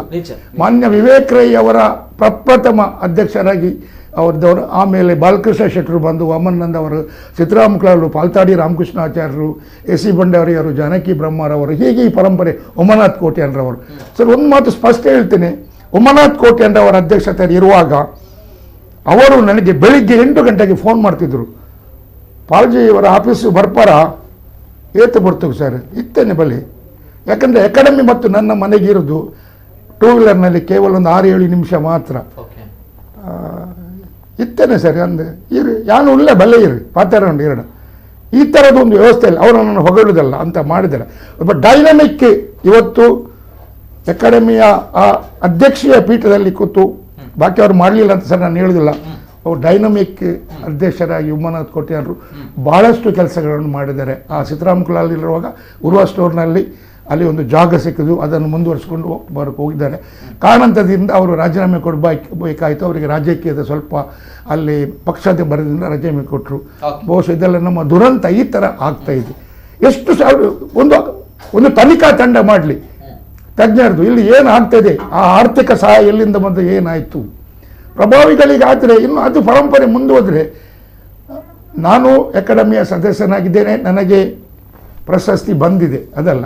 ಇವತ್ತು ನಾನು ಒಂದು ಮಾತಿನ ತಮಗೆ ನೆನಪಿಸ್ತೇನೆ, ಇಲ್ಲಿ ತುಳು ಮಾತೃಭಾಷೆಯ ಒಬ್ಬ ಕಲಾವಿದ, ಒಬ್ಬ ಸದಸ್ಯ ಕರ್ನಾಟಕ ನಾಟಕ ಅಕಾಡೆಮಿಯನ್ನು ಪ್ರತಿನಿಧೀಕರಿಸಿ ಈ ಜಿಲ್ಲೆಗೆ ಹೆಸರು ತಂದಾದರೆ ಅದು ವಿಜಿಪಾಲ್. ಅಷ್ಟವರೆಗೆ ತುಳು ಭಾಷೆಯಲ್ಲಿ ಇಲ್ಲ. ಅದೇ ಕಾರಣಗಳು ಬೇರೆ ಇರ್ಬೋದು, ರೆಕಮೆಂಡ್ ಮಾಡಿದವರು ಇರ್ಬೋದು. ಅಲ್ಲಿ ಇಡೀ ಈ 3 ವರ್ಷದ ಅವಧಿಯಲ್ಲಿ ಬೆಂಗಳೂರು ಬಿಟ್ಟರೆ, ಬೆಂಗಳೂರಿನಲ್ಲಿ 3 ಸದಸ್ಯರಿದ್ದರು, ಹಿರಿಯ ಸದಸ್ಯರು, ಅನುಭವಿಗಳು, ರಂಗಭೂಮಿನ ತುಂಬ ಕೆಲಸ ಮಾಡಿದವರು. ಗಿರಿಜಾ ಲೋಕೇಶ್ ಅವರಿದ್ದರು, ಮಾಲತಿ ಸುಧೀರ್ ಅವರಿದ್ದರು, ಆಮೇಲೆ ಮಲ್ಲಿಕಾರ್ಜುನ ಮಾಮನೆ ಅಂತ, ಮತ್ತು ಬೇರೆ ಬೇರೆ ಮಂಡ್ಯ ರಮೇಶಲ್ಲಿ ಇದ್ದರು. ಅವರು ಅನುಭವ ನನ್ನ ಪಡೆದು ಇಡೀ ವರ್ಷದಲ್ಲಿ ಬೆಂಗಳೂರು ಬಿಟ್ಟು ಅತ್ಯಂತ ಹೆಚ್ಚಿಗೆ ಕಾರ್ಯಕ್ರಮ ನಾನು ತುಳುವರ ಸಹಕಾರದಿಂದ ಮಂಗಳೂರಾಗಲಿ, ಅದು ಕಾಸರಗೋಡಾಗಲಿ, ಉಡುಪಿಯಲ್ಲಿ ಅದು ನನ್ನ ಪರಿಮಿತಿಗಳಿಗಿಟ್ಟು ಎಲ್ಲರೂ ಸಪೋರ್ಟ್ ಮಾಡಿದ್ದಾರೆ. ಸುವರ್ಣ ಕರ್ನಾಟಕ ಟೈಮ್ನಲ್ಲಿ 3 ದಿವಸದ ಕಾರ್ಯಕ್ರಮವನ್ನು ಗೌರವಾನ್ವಿತ ಆಳ್ವರ ಮೋಹನ್ ಆಳ್ವರ ಸಹಕಾರದಿಂದ ಇಡೀ ಕರ್ನಾಟಕದ ರಂಗಕರ್ಮಿಗಳನ್ನು ಅಲ್ಲಿ ಸೇರಿಸಿ ಮಾಡಿದ್ದೇನೆ. ಸೊ ನನಗೆ ಸಹ ಯಾಕೆ ನಮ್ಮನ್ನು ಕರೆಯುವುದಿಲ್ಲ? ಇವತ್ತು ಸಿನಿಮಾದವರಾಗಲಿ ನಾಟಕದವರಾಗಲಿ ಏನಾದರೂ ಮಾಹಿತಿಗಳಿಗೆ ಕೇಳಿದರೆ 12 ಗಂಟೆ ರಾತ್ರಿಗೆ ಸಹ ನಾನು ತೆಗೆದುಕೊಡ್ತೇನೆ. ಆದರೆ ಇಂಥ ಸಿನಿಮಾ, ಇಂಥ ನಾಟಕದ್ದು ಯಾರು ಬರೆದದ್ದು, ಏನು ಹಾಡು, ಇಂಥ ನಾಟಕ ಎಲ್ಲ. ಆಗ ಯಾಕೆ ನಾವು ಅಸ್ಪರ್ಶರ್ ಅಕಾಡೆಮಿಗೆ ಆ ನೋವು ನಿತಿನ್ ಸರ್ ನಮಗೆ ಇದೆ. ಮತ್ತೇನಾಗ್ತದೆ, ಅಣ್ಣವರು ಹೇಳಿದಾಗೆ ನಮ್ಗೆ ಯಾಕೆ ಮಾರ್ರಿ ಇದೆಲ್ಲ. ಇಲ್ಲ ಸರ್, ಅರ್ಥ ಆಗುತ್ತೆ. ತಾವು ನಮ್ಮ ತುಳು ಭಾಷೆಗೆ ಕೊಟ್ಟಿರುವಂತಹ ಕೊಡುಗೆ ಅಪಾರವಾಗಿರುವಂತದ್ದು, ಹೆಮ್ಮೆ ಇದೆ ಆ ಒಂದು ವಿಚಾರಕ್ಕೆ. ಯಾವತ್ತು ಕೂಡ ನಾವುಗಳು ಚಿರಋಣಿ ಆ ಒಂದು ವಿಚಾರದಲ್ಲಿ. ಈ ತುಳುನಾಡಿನವರು ಚಿರಋಣಿ. ಬರ್ತೇನೆ ಸರ್, ಮಾತಾಡ್ತೇನೆ. ಇನ್ನು ಮುಂದಕ್ಕೆ ಅನೇಕ ಕರೆಗಳು ಬರ್ತಾ ಇದೆ. ಜನರ ಅಭಿವ್ಯಕ್ತಿ ಸ್ವಾತಂತ್ರ್ಯ ನಾನು ಸ್ವೀಕಾರ ಮಾಡಬೇಕು. ಪ್ರತಿಯೊಬ್ರು ಕೂಡ, ಪ್ರತಿಯೊಬ್ಬರಿಗೆ ತುಳುವನ ಪಾತ್ರ, ಆ ತುಳುವನ ಪಾತ್ರ ಎಲ್ಲ ನಮ್ಮ ಜೊತೆ ನೋಡು ತುಳು ದಾದಪನಗ. ಅಟ್ ದ ಸೇಮ್ ಟೈಮ್ ಒಂದು ಕಮೆಂಟ್ ಇದೆ, ಅನೇಕ ಕಮೆಂಟ್ಗಳು ಬರ್ತಾ ಇದೆ. ಒಂದು ಕಮೆಂಟ್ ಅನ್ನ ನಾನು ಓದುದು ಪನ್ಪೆ. ತುಳುತ ಅಭಿಮಾನಿ ಅದು ಪೋಡು, Karnataka not have 1 rupee and 1% interest on saving Tulu. Best example is Kannada government not doing Tulu, second official in Karnataka from past 65 years. ಪರ್ಪ್ರಜ್ನ ಪಾತ್ರನ ತುಳು ಅಭಿಮಾನಿ ಕೊಡ್ತೇವೆ. ನೇರವಾದ ಪನ್ನಡು Karnataka not have ₹1 or 1% interest ₹1 ಅತ್ತು ಕರ್ನಾಟಕ ಒಂಜಿ ವರ್ಷಗ್ 40 ಲಕ್ಷ ಬಿಡುಗಡೆ ಮಲ್ಪುಡು ಐಟ್ ಇತ್ತೆ ಕೊರೋನಾದ ಟೈಮಡು 30 ಲಕ್ಷ ಬಿಡುಗಡೆ ಆತಂಡ್ ನಮ್ಮ ಟೀಚರ್ ನಕ್ಲೆಗ್ ₹30,000 ತಿಂಗೋಲ್ಗು ಖಾಲಿ ₹30,000 ತಿಂಗೋಲ್ಗು ₹30,000 ಸಂಬಳ ಗೌರವಧನ ಕೊರಂದಿನಕುಲು ನಮ ತುಳುನಾಡ್ದಕುಲು ತುಳುವೇರು ಕೊರಂದಿನಕುಲು ನಮ ಸರ್ಕಾರ 30 ಲಕ್ಷ ಕೊಡ್ತುಂಡು ಅಕ್ಲೆಗ್ ತಿಂಗೋಲು 1,25,000 ಕೊರಡ ಲಕ್ಷಗ್ ಒಂದು ವರ್ಷಗ್ ₹13 ಲಕ್ಷ ಕೊರಡ ಹಾಕೊಂಡು ಅಣ್ಣ ಗವರ್ಮೆಂಟ್ ಇತ್ತೇನೆ 30 ಲಕ್ಷ ರಿಲೀಸ್ ಆತನ್ ಪನ್ನಾಗ 13 ಲಕ್ಷ ಒಂದು ವರ್ಷ ಕೊರಡಲ್ಲ ಅಕಾಡೆಮಿ ಕಾಸು ಒರಿಯುಡು ನಮಕ್ ಎತೋ ಮಲ ಕಾರ್ಯಕ್ರಮ ಮಲ್ಪೋಲಿ ಎತೋ ಪೊರ್ಲುದ ಬೇಲೆ ಮಲ್ಪೋಲಿ ತುಳು ಭಾಷೆ ಸಂಸ್ಕೃತಿ ಒರಿಪವನ ಅಂಚಿನ ಬೇಳೆ ಮಲ್ಪೋಲಿ ಅಣ್ಣ ಮಲ್ತೊಂದು ಇಜ್ಜಾ ಪಂಡ ಅವು ಗವರ್ಮೆಂಟ್ ಹತ್ತು ನಮ್ಮ ಮಲ್ತೊಂದು ಇಜ್ಜ ತುಳುವೇರು ಮಲ್ತೊಂದು ಇಜ್ಜ ಕುಡ್ಲದಕ್ಕೂ ಮಲ್ತೊಂದು ಇಜ್ಜ ಇನ್ನೇನು ಕ್ಲೀನ್ ಅದ್ ನಮ್ಮ ಕೊರಡು ಸರಿಯಾಗಿ ಅಂಚಿನ ಉತ್ತರಗಳ ಕೊರಡು ಅಂಚೆನೆ ಮಸ್ತ್ ಕಾಲ್ ಬರೋದುಂಡೆ ನೇರವಾದ ಒಂಜಿ ಕಾಲ್ ದೆಪ್ಪ ಇದು ಬೊಕ್ಕ ಮೇಡಮ್ ಇಂದಿರಾ ಹೆಗ್ಡೆರಡಲ್ಲ ಪಾತ್ರ ಒಂದಿಲ್ಲ ಹಲೋ ಸರ್ ನಮಸ್ತೆ. ಹಲೋ ನಮಸ್ತೆ ಸರ್.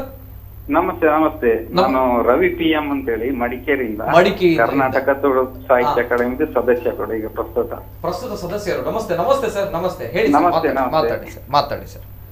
ಇನ್ನಿತ ವಿಚಾರ ನಮ್ಮ ತುಳು ಅಕಾಡೆಮಿ ಲೆಕ್ಕ ಬುಕ್ಕ ಅಂತ ಎರಡು ತಿರ್ಸಿ ಕಡೆಗಿಟ್ಟು ಕಾರ್ಯಕ್ರಮ ಮಾಡ್ತಂದಿದ್ದಾರೆ ಬಹುಶಃ ಒಂದು 3ನೇ ಸರ್ತಿ ನಿಂಗ್ ಚಾನಲ್ ಈ ಬಗ್ಗೆ ಒಂದು ಆರೋಪ ನಮ್ಮ ಅಕಾಡೆಮಿ ನಡ್ಕೊಂಡು 3ನೇ ಸರಿ ಯಾವೊಂದುಂಡೆ 3ನೇ ಸರ್ತಿ ಓಕೆ ಸರ್. ಬಹುಶಃ ಬೇತೆ ಭಾಷಾ ಅಕಾಡೆಮಿ ಮಿತ್ತು ಒವೇ ರೀತಿತ ಆರೋಪ ಉಲ ಬರ್ತದೆ ಚಾನಲ್ ಬಹುಶಃ ಎಂಕಲ್ನ ಚಾನಲ್ ಡೇ ಕರ್ನಾಟಕ ಕೊಂಕಣಿ ಸಾಹಿತ್ಯ ಅಕಾಡೆಮಿ ಕರ್ನಾಟಕ ಬ್ಯಾರಿ ಸಾಹಿತ್ಯ ಅಕಾಡೆಮಿ ರಹೀಂ ಮುಚ್ಲೇರ್ ಅಂಚನೆ ಜಗದೀಶರ್ ಅಕಲ್ನ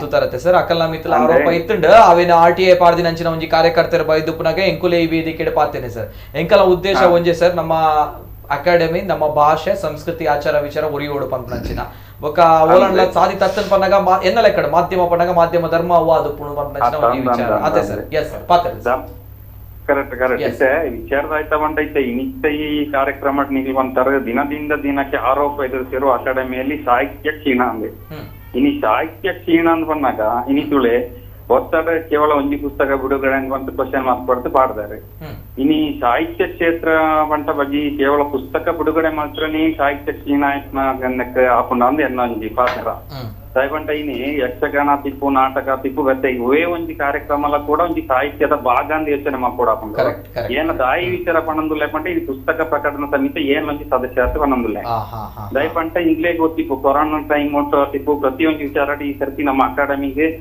ಸರ್ಕಾರದ ಮಟ್ಟದಲ್ಲಿ ಒಂಜಿ ಅನುದಾನ ಸಿಕ್ಕೇರಂಕ್ಲೆ ಬಾರಿ ಬಂಗಾಂಡ್ ಆಂಟಲ ಕೂಡ ಕಾರ್ಯಕ್ರಮ ನಿರಂತರವಾದ ಮಲ್ಪೋಡು ಅಂತ ನಿಲ್ಲಿಟ್ಟು ಬೇತೆ ಬೇತೆ ಸಂಘ ಸಂಸ್ಥೆ ಪತ್ತಂತೂ ನಮ್ಮ ಕೆಲಸ ಮಾಡ್ಕೊಂಡು ಬತ್ತ ನೀ ತುಳು ಭಾಷೆದ ಬಳಸಿಲಿಗೆ ನಮ್ಮ ತುಳು ಅಕಾಡೆಮಿ ಮಾತ್ರ ಅಂತಂದ್ರೆ ತುಳು ಸಂಘ ಸಂಸ್ಥೆಲ್ನಕ್ಕೆ ಬೋಡೈನಾಥ್ ಸಹಕಾರ ಮಲ್ತೊಂದುಳ್ಳೇರು ಅದೇ ಅಂಚಾದಿಪ್ಪನಾಗ ನಮ್ಮ ಪುಸ್ತಕ ಪ್ರಕಟಣೆ ಮಾಡ್ಕೊಂಡ ಕೆಲಸ ನಾನ ಮಲ್ಪೆರ್ಲ ಉಂಡು ರಡ್ಡು ಸಭೆಲ ಕೂಡ ಅಂಡ್ ಪುಸ್ತಕ ಸಮಿತಿ ಪ್ರಕಟಣಾ ಸಮಿತಿದ ಐನ ನೆಟ್ ಐತೆ ಕರ್ನ ಬರ್ಪಿ ತಿಂಗೊಳ್ಡೆ ಒಂಜಿ ಮೂಜಿ ಪುಸ್ತಕಲ ಕೂಡ ಪ್ರಕಟ ಆವೇರ ಉಂಡು ಅಂಚಾದಿಪ್ಪನಾಗ ನಾನೊಂದು ವಿಚಾರದ ಆಯ್ತು ಅನ್ಕೊಂಡೆ ಈ ಶಿಕ್ಷಣ ಇಲಾಖೆಗೆ ಸಂಬಂಧಪಟ್ಟ ಚಿತ್ರ ನಮ್ಮ ಜೋಕ್ ನಮ್ಮ ತುಳು ಶಿಕ್ಷಕರಿಗೆ 2 ವರ್ಷ ಹಿಡಿದು ಗೌರವಧನ ಸಿಕ್ಕಿದೆ ಅಂತ ಆರೋಪ ಅದೇ ಅಂದ 2 ವರ್ಷ ಹಿಡಿದು ಗೌರವಧನ ಸಿಕ್ಕಿದಿಂದ ಪಂಡ ಐತಿ ಶಿಕ್ಷಣ ಇಲಾಖೆ ಎಲ್ಲ ಒಂತೆ ಹೆಚ್ಚು ಜವಾಬ್ದಾರಿ ತೆತ್ತು ನೋಡಾಕೊಂಡು ಬುಕ್ಕ ನಮ್ಮ ಮುರಾಣಿ ಕಾರ್ಯಕ್ರಮ ಬೆಂಗಳೂರು ಶಿಕ್ಷಣ ಸಚಿವರಿಗೆ ನಿನ್ನ ಬಗ್ಗೆ ಕೆಲ ಮನವರಿಕೆ ಮಾತು ಕೊಡ್ತಾ ಇನ್ನ ದುಂಬುಟ್ಲ ಕೂಡ ಶಿಕ್ಷಣ ಸಚಿವರಿಗೆ ನಿನ್ನ ಬಗ್ಗೆ ಮನವಿ ಕೊಡ್ಕೊಂಡು ಓಟೆ ಆ ಲೆವೆಲ್ ಇಲಾಖೆ ವಾರಟ್ಟು ಕೂಡಾಪನ ಕೆಲಸನ ಮಾಡ್ಕೊಂಡು ಇನಿ ಸಾಹಿತ್ಯ ಕ್ಷೇತ್ರಗೆ ಇನಿ ತುಳು ಸಾಹಿತ್ಯ ಅಕಾಡೆಮಿ ನಾವೊಂದು ಸಾಹಿತ್ಯದ ಬೊಳಿಸಲಗಿತ್ತು ಒಂಜಿ ಅಕಾಡೆಮಿ ಒಂಜಿ ಕರ್ನಾಟಕ ಸರ್ಕಾರದ ಒಂಜಿ ಅಂಗಸಂಸ್ಥೆ ಕನ್ನಡ ಸಂಸ್ಥೆ ಇಲಾಖೆದ ಒಂಜಿ ಅಂಗಸಂಸ್ಥೆ ಅದೇ ಅಂಚಾದಿಪ್ಪುನಾಗ ಐತೆ ಈ ಯೋಚನೆ ಮಾಡ್ಕೊಳ್ಳಿ ನೀ ಲಾಯರ್ ಕೆಲಸ ಮಾಡ್ಕೊಡ ಏನೇ ಡಾಕ್ಟರ್ ಗೊತ್ತು ಪೇಷಂಟ್ ಟ್ವೀಟ್ ಹಾಕೊಂಡ ಬಂದ್ರೆ ಡಾಕ್ಟರ್ನಾಗ ಕೆಲಸ ಮಾಡ್ಕೊಂಡ ಲಾಯರ್ ಕೆಲಸ ಮಾಡ್ಕೊಂಡ್ಲಿಗೆ ಆ ರೀತಿ ನಮ್ಮೆಲ್ಲ ಯೋಚನೆ ಮಾಡ್ಕೊಡ ಒಂಜಿ ಅಕಾಡೆಮಿ ಪುನಃ ಸಾಹಿತ್ಯದ ಬೊಳಿಸಲಗೆ ಐದು ಮಾಂತಲ ಬರ್ಕೊಂಡು ಇನಿ ಶಿಕ್ಷಕರಿಗೆ ಸಂಬಳ ಕೊಡ್ತು ಆ ವಿಚಾರ ಎಲ್ಲ ಬರ್ಕೊಂಡು ಅವು ಮಲ್ಕೊಡೈನ ನಮ್ಮಲ್ಲ ಕರ್ತವ್ಯ ಅಂದ್ರೆ ಐನ ಬಗ್ಗೆ ನಮ್ಮ ಪುಣೆ ಒಂದಿಲ್ಲ ನಮ್ಮ ಬೋಡೈನ ಸಿರಿಕಿದ ಪುಣೆ ಒಂದಿಲ್ಲ ಆ ಕೆಲಸ ಎಲ್ಲ ಖಂಡಿತ ಅತಲ ಹಾಕೊಂಡು ಇನಿ ತುಳು ಸಾಹಿತ್ಯ ಅಕಾಡೆಮಿ ಅಂತ ನಾವ್ ಇಡೀ ನಮ್ಮ ಕುಡ್ಲ ಉಡುಪಿ ಜಿಲ್ಲೆಗೆ ಮಾತ್ರ ಸೀಮಿತ ಆಗ್ತದೆ ಅವು ಇಡೀ ಕರ್ನಾಟಕದ ಮಾಂತೆರೆಗಳ ಇನಿ ಅಕಾಡೆಮಿ ತುಳು ಸಾಹಿತ್ಯ ಅಕಾಡೆಮಿ ಒಂದೊಂದು ಇನಿ ವಿಶ್ವದಾದ್ಯಂತ ಮಾಂತೆರೆಗಳು ಗೊತ್ತಾಪ್ ನಂಚಿನ ಮುಟ್ಟಾಗ ಇನಿ ಕೆಲಸ ನಿರಂತರವಾದ ನಡ್ತೊಂದು ಗೊತ್ತಂడి ಅಂಚಾದಿಪ್ಪನಾಗ ನಮ್ಮ ಯೋಚನೆ ಮಾಡ್ಕೊಡಿ ಇನಿ ಅಲ್ಪ 4 ಜನ ಸದಸ್ಯರನಾಗ್ಲಿ ಮಾಜಿ ಸದಸ್ಯರನಾಗ್ಲಿ ಒಳ್ಳೆಯರು ಅಗ್ಲೆಲ್ಲ ಗೊತ್ತು ಇನ್ನು ಕಾರ್ಯಕ್ರಮ ಯಾವ ರೀತಿ ಆವೊಂದುಂಡು ಸಾಹಿತ್ಯದ ನೆಟ್ಲ ಆವೊಂದುಂಡು ಬೇತೆ ಬೇತೆ ರೀತಿ ನಂಗೆ ಪ್ರತಿಯೊರೆಲ್ಲ ಗೌರವಿಸಿನ ಕೆಲಸ ಎಲ್ಲ ಒಂದುಂಡು ಇನ್ನು ಚಾವಡಿ ತಮ್ಮಣ್ಣ ಎಷ್ಟೋ ವರ್ಷ ಬಾಕಿ ಆತಿತ್ತೇನೆ ನಮ್ಮಲ್ಲ ಕೂಡ ಕರ್ಣ ಸರ್ತಿದ್ದ ಬೆಂಗಳೂರು ಟೈನು ಸರ್ ಒಂಜಿ ಪಾತ್ರ ಇಜ್ಜಿ ಸರ್ ಇರೋ ಒಂಜಿ ಕೆಲವು ವಿಚಾರನ ಪಂಡರ್ ತುಳು ಸಾಹಿತ್ಯ ಅಕಾಡೆಮಿದ ಸದಸ್ಯರ್ಲ ಅಂದಿತ್ತದ ಅಂಚೊಪ್ನಾಗ ಈ ಒಂದು ವಿಚಾರ ಶಿಕ್ಷಕರನ್ನ ಸಂಬಳ ಹತ್ತಿಜಿ ಪನ್ನಾಗ ಇರೇಗ್ಲಾಯ್ತ ಬಗ್ಗೆ ಕನ್ಸರ್ನ್ ಉಂಡು ಸರ್ ಖಂಡಿತ ಉಂಟು ಉಂಡಾತೆ ಸರ್ ಅಂದೆ ಅಂದೆ ಅಂದೆ ಶಿಕ್ಷಣ ಸಚಿವರಿಗೆ ಬಗ್ಗೆ ಓಕೆ ಸರ್ ಮೂಲಿತ ಅಂದೆ ಸರ್ ಮೂಲೊಂಜಿ ವಿಚಾರ ನಿತಪ್ಪ ಅನುಭವ ಮೂಲಿತ ಶಿಕ್ಷಕರನ್ನ ವಿಚಾರಕ್ಕೆ ಬಂದಾಗ ಸರ್ಕಾರದ ವಾರ್ಷಿಕ ಈ ಸಲ 30 ಲಕ್ಷ ಬಿಡುಗಡೆ ಆತೀನಿ 30 ಲಕ್ಷ ಜಸ್ಟ್ ಈ ತರ ಬಿಡುಗಡೆ ಆತೀನಿ ಅಂಚಿನ ಆಯ್ತ ವಿಚಾರ ತುಯರ ಪೋನಾಗ ಈ ಶಿಕ್ಷಕರಿಗೆ 1 ವರ್ಷ ಕೊರಡಲ್ಲ 13 ಲಕ್ಷ ಕೊರ್ರೆ ಆಪಿನಿ ಒಂಜಿ ತಿಂಗಳು 1,25,000 ರೂಪಾಯಿ ಕೊರ್ರೆ ಆಪಿನಿ ಅಂಡ ಅಕಾಡೆಮಿಡಿ ಕಾಸಿತ್ತಂಡು ಅಂಡಲ ಕೊರ್ತುಜಿ ಪಂಪನಂಚಿನ ಒಂಜಿ ಆರೋಪ ಒಂಜಿ ಕಡೆ ಓಕೆ ಕುಡಂಜಿ ಕಡೆ ಸರ್ ಈ ನಮ್ಮ ಪುಸ್ತಕದ ಬಗ್ಗೆ ಪಾತಿರ್ನಾಗ ಅಂಚೆಂಡ ಪುಸ್ತಕ ಬಿಡುಗಡೆ ಮಾಡ್ತಾರೆ ನಡೆದು ದುಂಬು ಬಿಡುಗಡೆ ಮಾಡ್ತೀನಿ ಹಾಕೋಲು ದುಂಬುದ ಅಕಾಡೆಮಿಡ್ 2013-14 ಇಸವಿಡ್ 10 ಪುಸ್ತಕ ಬಿಡುಗಡೆ ಆತನು ಅಂದೆ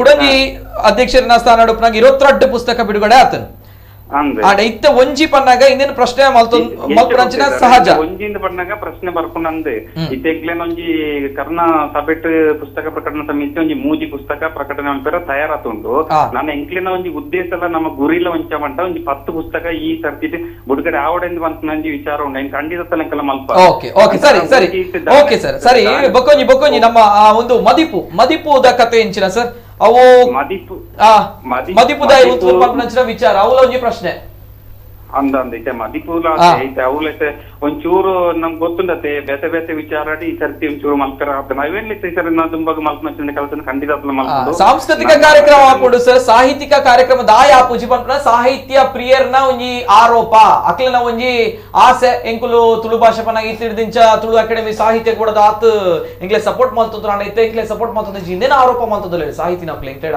ಪಂಡ ಸಾಹಿತ್ಯ ಅಂತ ಪನ್ನಾಗ ಏನ್ ಪಂಡೈತೆ ಅಕಾಡೆಮಿ ಪನ್ಲಕ್ಕೆ ಸಾಹಿತ್ಯ ಪುಸ್ತಕ ಪ್ರಕಟಣೆ ಸರ್ ಈ ಯಕ್ಷಗಾನ ಯಕ್ಷಗಾನ ನಮ್ಮ ಆರಾಧನಾ ಕಲೆ ಈಗ ಆತೆ ಅಭಿಮಾನ ಕೊರ್ಪ ಈ ಪಾತ್ರನಾಗ ಯಕ್ಷಗಾನದ ಬಗ್ಗೆ ಪಾತಿರ ಸಾಂಸ್ಕೃತಿಕ ಕಲೆದ ಬಗ್ಗೆ ಪಾತಿರ ಸಾಂಸ್ಕೃತಿಕ ಯಕ್ಷಗಾನ ಕಾರ್ಯಕ್ರಮ ಅಥವಾ ಇನ್ನಿತರ ಸಾಂಸ್ಕೃತಿಕ ಕಾರ್ಯಕ್ರಮ ಪನ್ನಾಗ ಅವಿನ ಆಯೋಜನೆ ಬೇತ ಸಂಘ ಸಂಸ್ಥೆ ಎಲ್ಲ ತಿಕ್ಕೊಂಡು ಸರ್ ಆಟ ನಮ್ಮ ತುಳು ಭಾಷೆ ಐತ ಒಂಜಿ ಕೃತಿ ಐತೆ ಒಂಜಿ ಅಧ್ಯಯನ ಐತ ಒಂಜಿ ಪುಸ್ತಕ ಪನ್ನೋಡ್ ಬಂದಾಗ ಐಕೊಂಜಿ ಅಕಾಡೆಮಿ ಪಂಪನಂಚಿನ ಚೌಕಟ್ಟು ಉಂಟು ಸರ್ ಅಕುಲೇ ಮನ್ಪೋಡಾದ್ರೆ ಹೊರತು ಒವೇ ಸಂಘ ಸಂಸ್ಥೆದಕುಲು ಒವೇ ಇನ್ಸ್ಟಿಟ್ಯೂಷನ್ ದಕುಲು ಅವಿನ ಮಲ್ತೊಂದಿಜ್ಜೆ ಸರ್ ನಿಕುಲ್ ಮಾತ್ರ ಐಕುಪ್ಪು ಅಂದತೆ ಅತೆ ಹಲೋ ಅತೆ ಆಯ್ತಾ ಅಂದೆ ನಾನು ಪನ್ಲೆ ಈರ್ ಪನ್ಲ ಕಡೆ ತುಳು ಅಕಾಡೆಮಿ ಪನ್ನಾಗ ಖಾಲಿ ಪುಸ್ತಕ ಬಿಡುಗಡೆ ಮಾತ್ರ ಖಾಲಿ ಮಾಂತೆಲ್ಲ ನಮ್ಮ ತಗೊಂಡು ಮಾಂತೆಲ್ಲ ತಗೊಂಡು ಇತ್ತೆ ಅವಕಾಶ ನಮ್ಮ ಇತ್ತೆ ತೂಲೆ ನಮ್ಮ ತುಳು ಸಾಹಿತ್ಯ ಅಕಾಡೆಮಿಗೆ ಸ್ವಂತ ಕಟ್ಟಡ ಉಳ್ಳ ಏನಂಚಿತ್ತನ ಮಾಂತಲ ವ್ಯವಸ್ಥೆ ಎಲ್ಲ ಉಂಡು ಇತ್ತೆ ಕೆಲವು ಅಕಾಡೆಮಿಟ್ ಇನಿ ಕೊಡವ ಅಕಾಡೆಮಿ ತಿಪ್ಪು ಗೌಡ ಅಕಾಡೆಮಿ ನಮ್ಮ ಅರೆಭಾಷೆ ಸಾಹಿತ್ಯ ಅಕಾಡೆಮಿ ಅವು ಕೊಡಗು ಜಿಲ್ಲೆಡೆ ಉಳ್ಳ ಇನ್ನ ಅದಕ್ಕೆ ಅಗ್ಲೇಪುರದ ಆಯ್ತು ಅಂದ್ ಅಗ್ಲಿಗೆ ಬಾಡಿಗೆ ಕಟ್ಟೊಂದು ಮತ್ತೊಂದು ಲೈನ್ ವ್ಯವಸ್ಥೆ ಎಲ್ಲ ಒಂದೊಂದು ಇಲ್ಲಿ ಕಚೇರಿಗೆ ನಡ್ಕೊಡ ಅಂತ ಸ್ವಂತ ಅಕಾಡೆಮಿ ಇತ್ತೆ ಹತ್ರ ಅಲ್ಲಿ ಪ್ರತಿ ಒಂಜಿದ ವೇದಿಕೆ ಚಾವಡಿ ಮಾತ ಸಂಘ ಸಂಸ್ಥೆಗಳ ಅವಕಾಶ ಮತ್ತು ಗೊತ್ತಿನ ವ್ಯವಸ್ಥೆ ಒಂದೊಂದು ಅಕಾಡೆಮಿ ನಿರಂತರ ಕಾರ್ಯಕ್ರಮ ಅಂತ ಹಾಕೊಂಡು ಸಾಹಿತ್ಯ ಬಳಕೆಲಿಕ್ಕೆ ಒಂಜಿ ಸೈಡ್ ವ್ಯವಸ್ಥೆ ಎಲ್ಲ ಒಂದು ಅಂದ ಸರ್ ಸಾಹಿತ್ಯ ಬಳಚಿಲ್ಲ ಬಾರಿ ಕಮ್ಮಿ ಆವೊಂದುಂಡು ಅವೇ ಆರೋಪ ಸಾಹಿತ್ಯ ಬಳಚಿಲ್ಲ ಕಮ್ಮಿ ಆಗರಂಚಿದ ಸಾಧ್ಯತೆ ಬಾರಿ ಕಮ್ಮಿ ಉಂಟು ನಾ ದುಂಬಗ ಇನ್ನ ಬಗ್ಗೆ ಹೆಚ್ಚಿನ ಮುತುರೋಜಿದೆ ತೂಲೆ ಸರ್ ತೂಲೆ ದಯಪನಗ ಒಂಜಿ ಸಾಹಿತ್ಯ ವಿಚಾರ ಮಸ್ತ್ ಪಿರಪು ಒಂದುಂಡು ಬೊಕ ಮದಿಪು ಪನ್ಪನಂಚಿನ ದಾಯ ಉಂತು ಪನ್ಪನಂಚಿನ ಪ್ರಶ್ನೆ ಬೊಕ ಶಿಕ್ಷಕರ ಸಂಬಳ ದಾಯ ಆತ ಪನ್ಪನಂಚಿನ ಪ್ರಶ್ನೆ ಜೈನ ಬಗ್ಗೆ ಇಂತೆಲ್ಲ ಮಲ್ಲ ರೀತಿಯ ಹೋರಾಟ ಮಲ್ಪ ಖಂಡಿತ ಸರ್ಕಾರದ ಸಂಸ್ಥೆ ಒಂದು ಇತ್ತಂತೂ ನಂಕ್ಲೆಗ್ಲ ಜವಾಬ್ದಾರಿ ಉಂಟು ಖಂಡಿತ correct sir thank you sir ಧನ್ಯವಾದ ಧನ್ಯವಾದ ಒಂದು ತುಳು ಸಾಹಿತ್ಯ ಅಕಾಡೆಮಿದ ಇತ್ತದ ಸದಸ್ಯರನ್ನ ಪಾತ್ರ ಈ ಸರ್ನ ಸ್ಪಷ್ಟೀಕರಣ ಕೊರಿಯರು ಕುಡಂಜಿ ಕಾಲರ್ ಉಳ್ಳೇರು ಬಿಫೋರ್ ದಟ್ ಮೇಡಮ್ ನೇರವಾದ ಇಂದಿರಾ ಹೆಗ್ಡೆ ಡಾಕ್ಟರ್ ಇಂದಿರಾ ಹೆಗ್ಡೆ ಖ್ಯಾತ ತುಳು ಸಾಹಿತಿ ಜೊತೆಗೆ ಸಂಶೋಧಕಿ ತಮ್ಮ ಜೊತೆ ಮಾತಾಡ್ಬೇಕು. ನಮಸ್ತೆ ಮೇಡಮ್. ನಮಸ್ತೆ ನಮಸ್ತೆ ಮೇಡಮ್. ಮೇಡಮ್ ನೇರವಾದ ಇಂದಿರಾ ಹೆಗ್ಡೆ ಮೇಡಮ್ ತೂವೊಂದುಲ್ಲರ್ ತುಳು ಭಾಷೆ ತುಳು ಸಂಸ್ಕೃತಿ ಜೊತೆಗೆ ತುಳು ಕೃತಿ ಮುದ್ರಣ ಒಂದೊಂದು ಸಂಬಂಧಿತವಾಯಿನ ತುಳು ಅಕಾಡೆಮಿ ಇತ ಓಲಾಧಾರಿತ ತುಂದುಂಡ ಪಂಪನಂಚಿನ ವಿಚಾರದ ಬಗ್ಗೆ ಇಂಕುಲು ಚರ್ಚೆ ಮತ್ತೊಂದುಲ್ಲ ಇರೇ ಗೊತ್ತುಪ್ಪು ಮೇಡಮ್ ಇತ ಅಕಾಡೆಮಿ ಪಂಡಿ ಬೊಕ್ಕ ಐತ ಕೆಲಸ ಕಾರ್ಯದ ದಾದ ಮಲ್ಪುಡು ಮೇಡಮ್ ಒಂದು ಆ ಒಂದು ಪುನಂಚಿನ ವಿಚಾರ ಇದನ್ನ ಗಮನಗ ಬೈದು ಪುದಾದ ಪಂಪರ್ ಮೇಡಮ್. ತುಳು ಸಾಹಿತ್ಯ ಅಕಾಡೆಮಿ ಸ್ಥಾಪನೆ ಆದ ಉದ್ದೇಶ ಫಸ್ಟ್ ತಿಳಿಯೋಣ. Yes correct. ತುಳು ಸಾಹಿತ್ಯ ಮೂಲದಲ್ಲಿ ಯಕ್ಷಗಾನ ಬೋರ್ಡ್ ತುಳು ಯಕ್ಷಗಾನ ಬೋರ್ಡ್ ಮಲ್ಪೊಲಿ ನಾಟಕಕ್ಕೂ ನಾಟಕ ಅಕಾಡೆಮಿ ಉಂಟು, ಜಾನಪದ ಕಲೆಗೆ ಜಾನಪದ ಅಕಾಡೆಮಿ ಉಂಟು, ತುಳು ಸಾಹಿತ್ಯಕ್ಕೂ ಉಪ್ಪುನೊಂದು ಒಂದೇ ಒಂದೇ ಅಕಾಡೆಮಿ ತುಳು ಸಾಹಿತ್ಯ ಅಕಾಡೆಮಿ. ತುಳು ಅಕ್ಷರ ಸಂಸ್ಕೃತಿಯ ಸಂಸ್ಕೃತಿನ ಉರಿದು ಬುಲೆಪಾರ ಹತ್ರ ಒಂದು ಕಡಿನ ವೀರಪ್ಪನ ಕಾಲಡು ಕಡಿನ ತುಳು ಸಾಹಿತ್ಯ ಅಕಾಡೆಮಿ. ಡಾಕ್ಟರ್ BA ಬೇಕ್ರೈ ಫಸ್ಟ್ ಕುಂತಿನ ಪೀಠ ಉಂಟು ಕುಲಪತಿ ಕುಲೊಂದು ಬರ್ತದೆ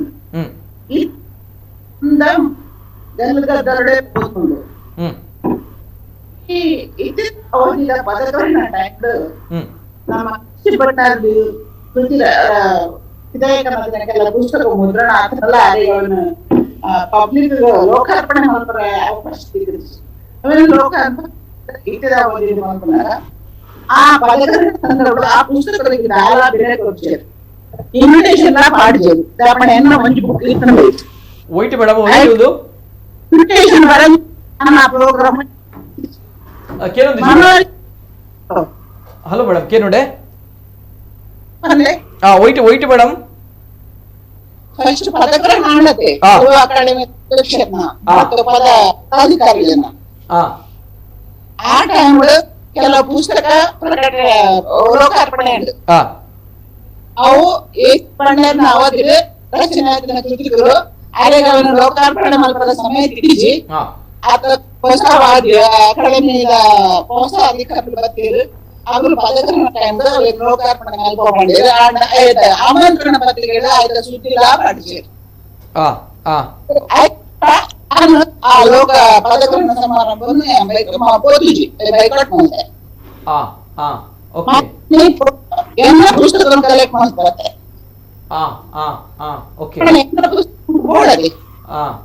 ನಿಜ ನಿಜ ನಿಜ ಈಗ ಇನ್ವಿಟೇಷನ್ ಕೂಡ ಮಾಡಿದ್ರೆ ಹೆಂಗ ಅವಮಾನ ಪ್ರೋಗ್ರಾಮ್ ಅಂದ್ರೆ ಅಲ್ಪನೆ ಎಂದು ಸೂಚನೆ ತುಳು ಸಾಹಿತ್ಯ ಮರೆ ಸಲಿಡು ಅಂತ ಈಗ ಪಾತ್ರ ಇಲ್ಲದೆ ಅವು ಜೀವನ ಮಾದಿಪು ರಡ್ಡು ಪತ್ರಿಕೆ ಒಯ್ದೀನಿ ಅವು ಶೆಟ್ಟಿನ ಕಾಲೋಡು ರಡ್ಡು ಪತ್ರಿಕೆ ಒಯ್ದೀನಿ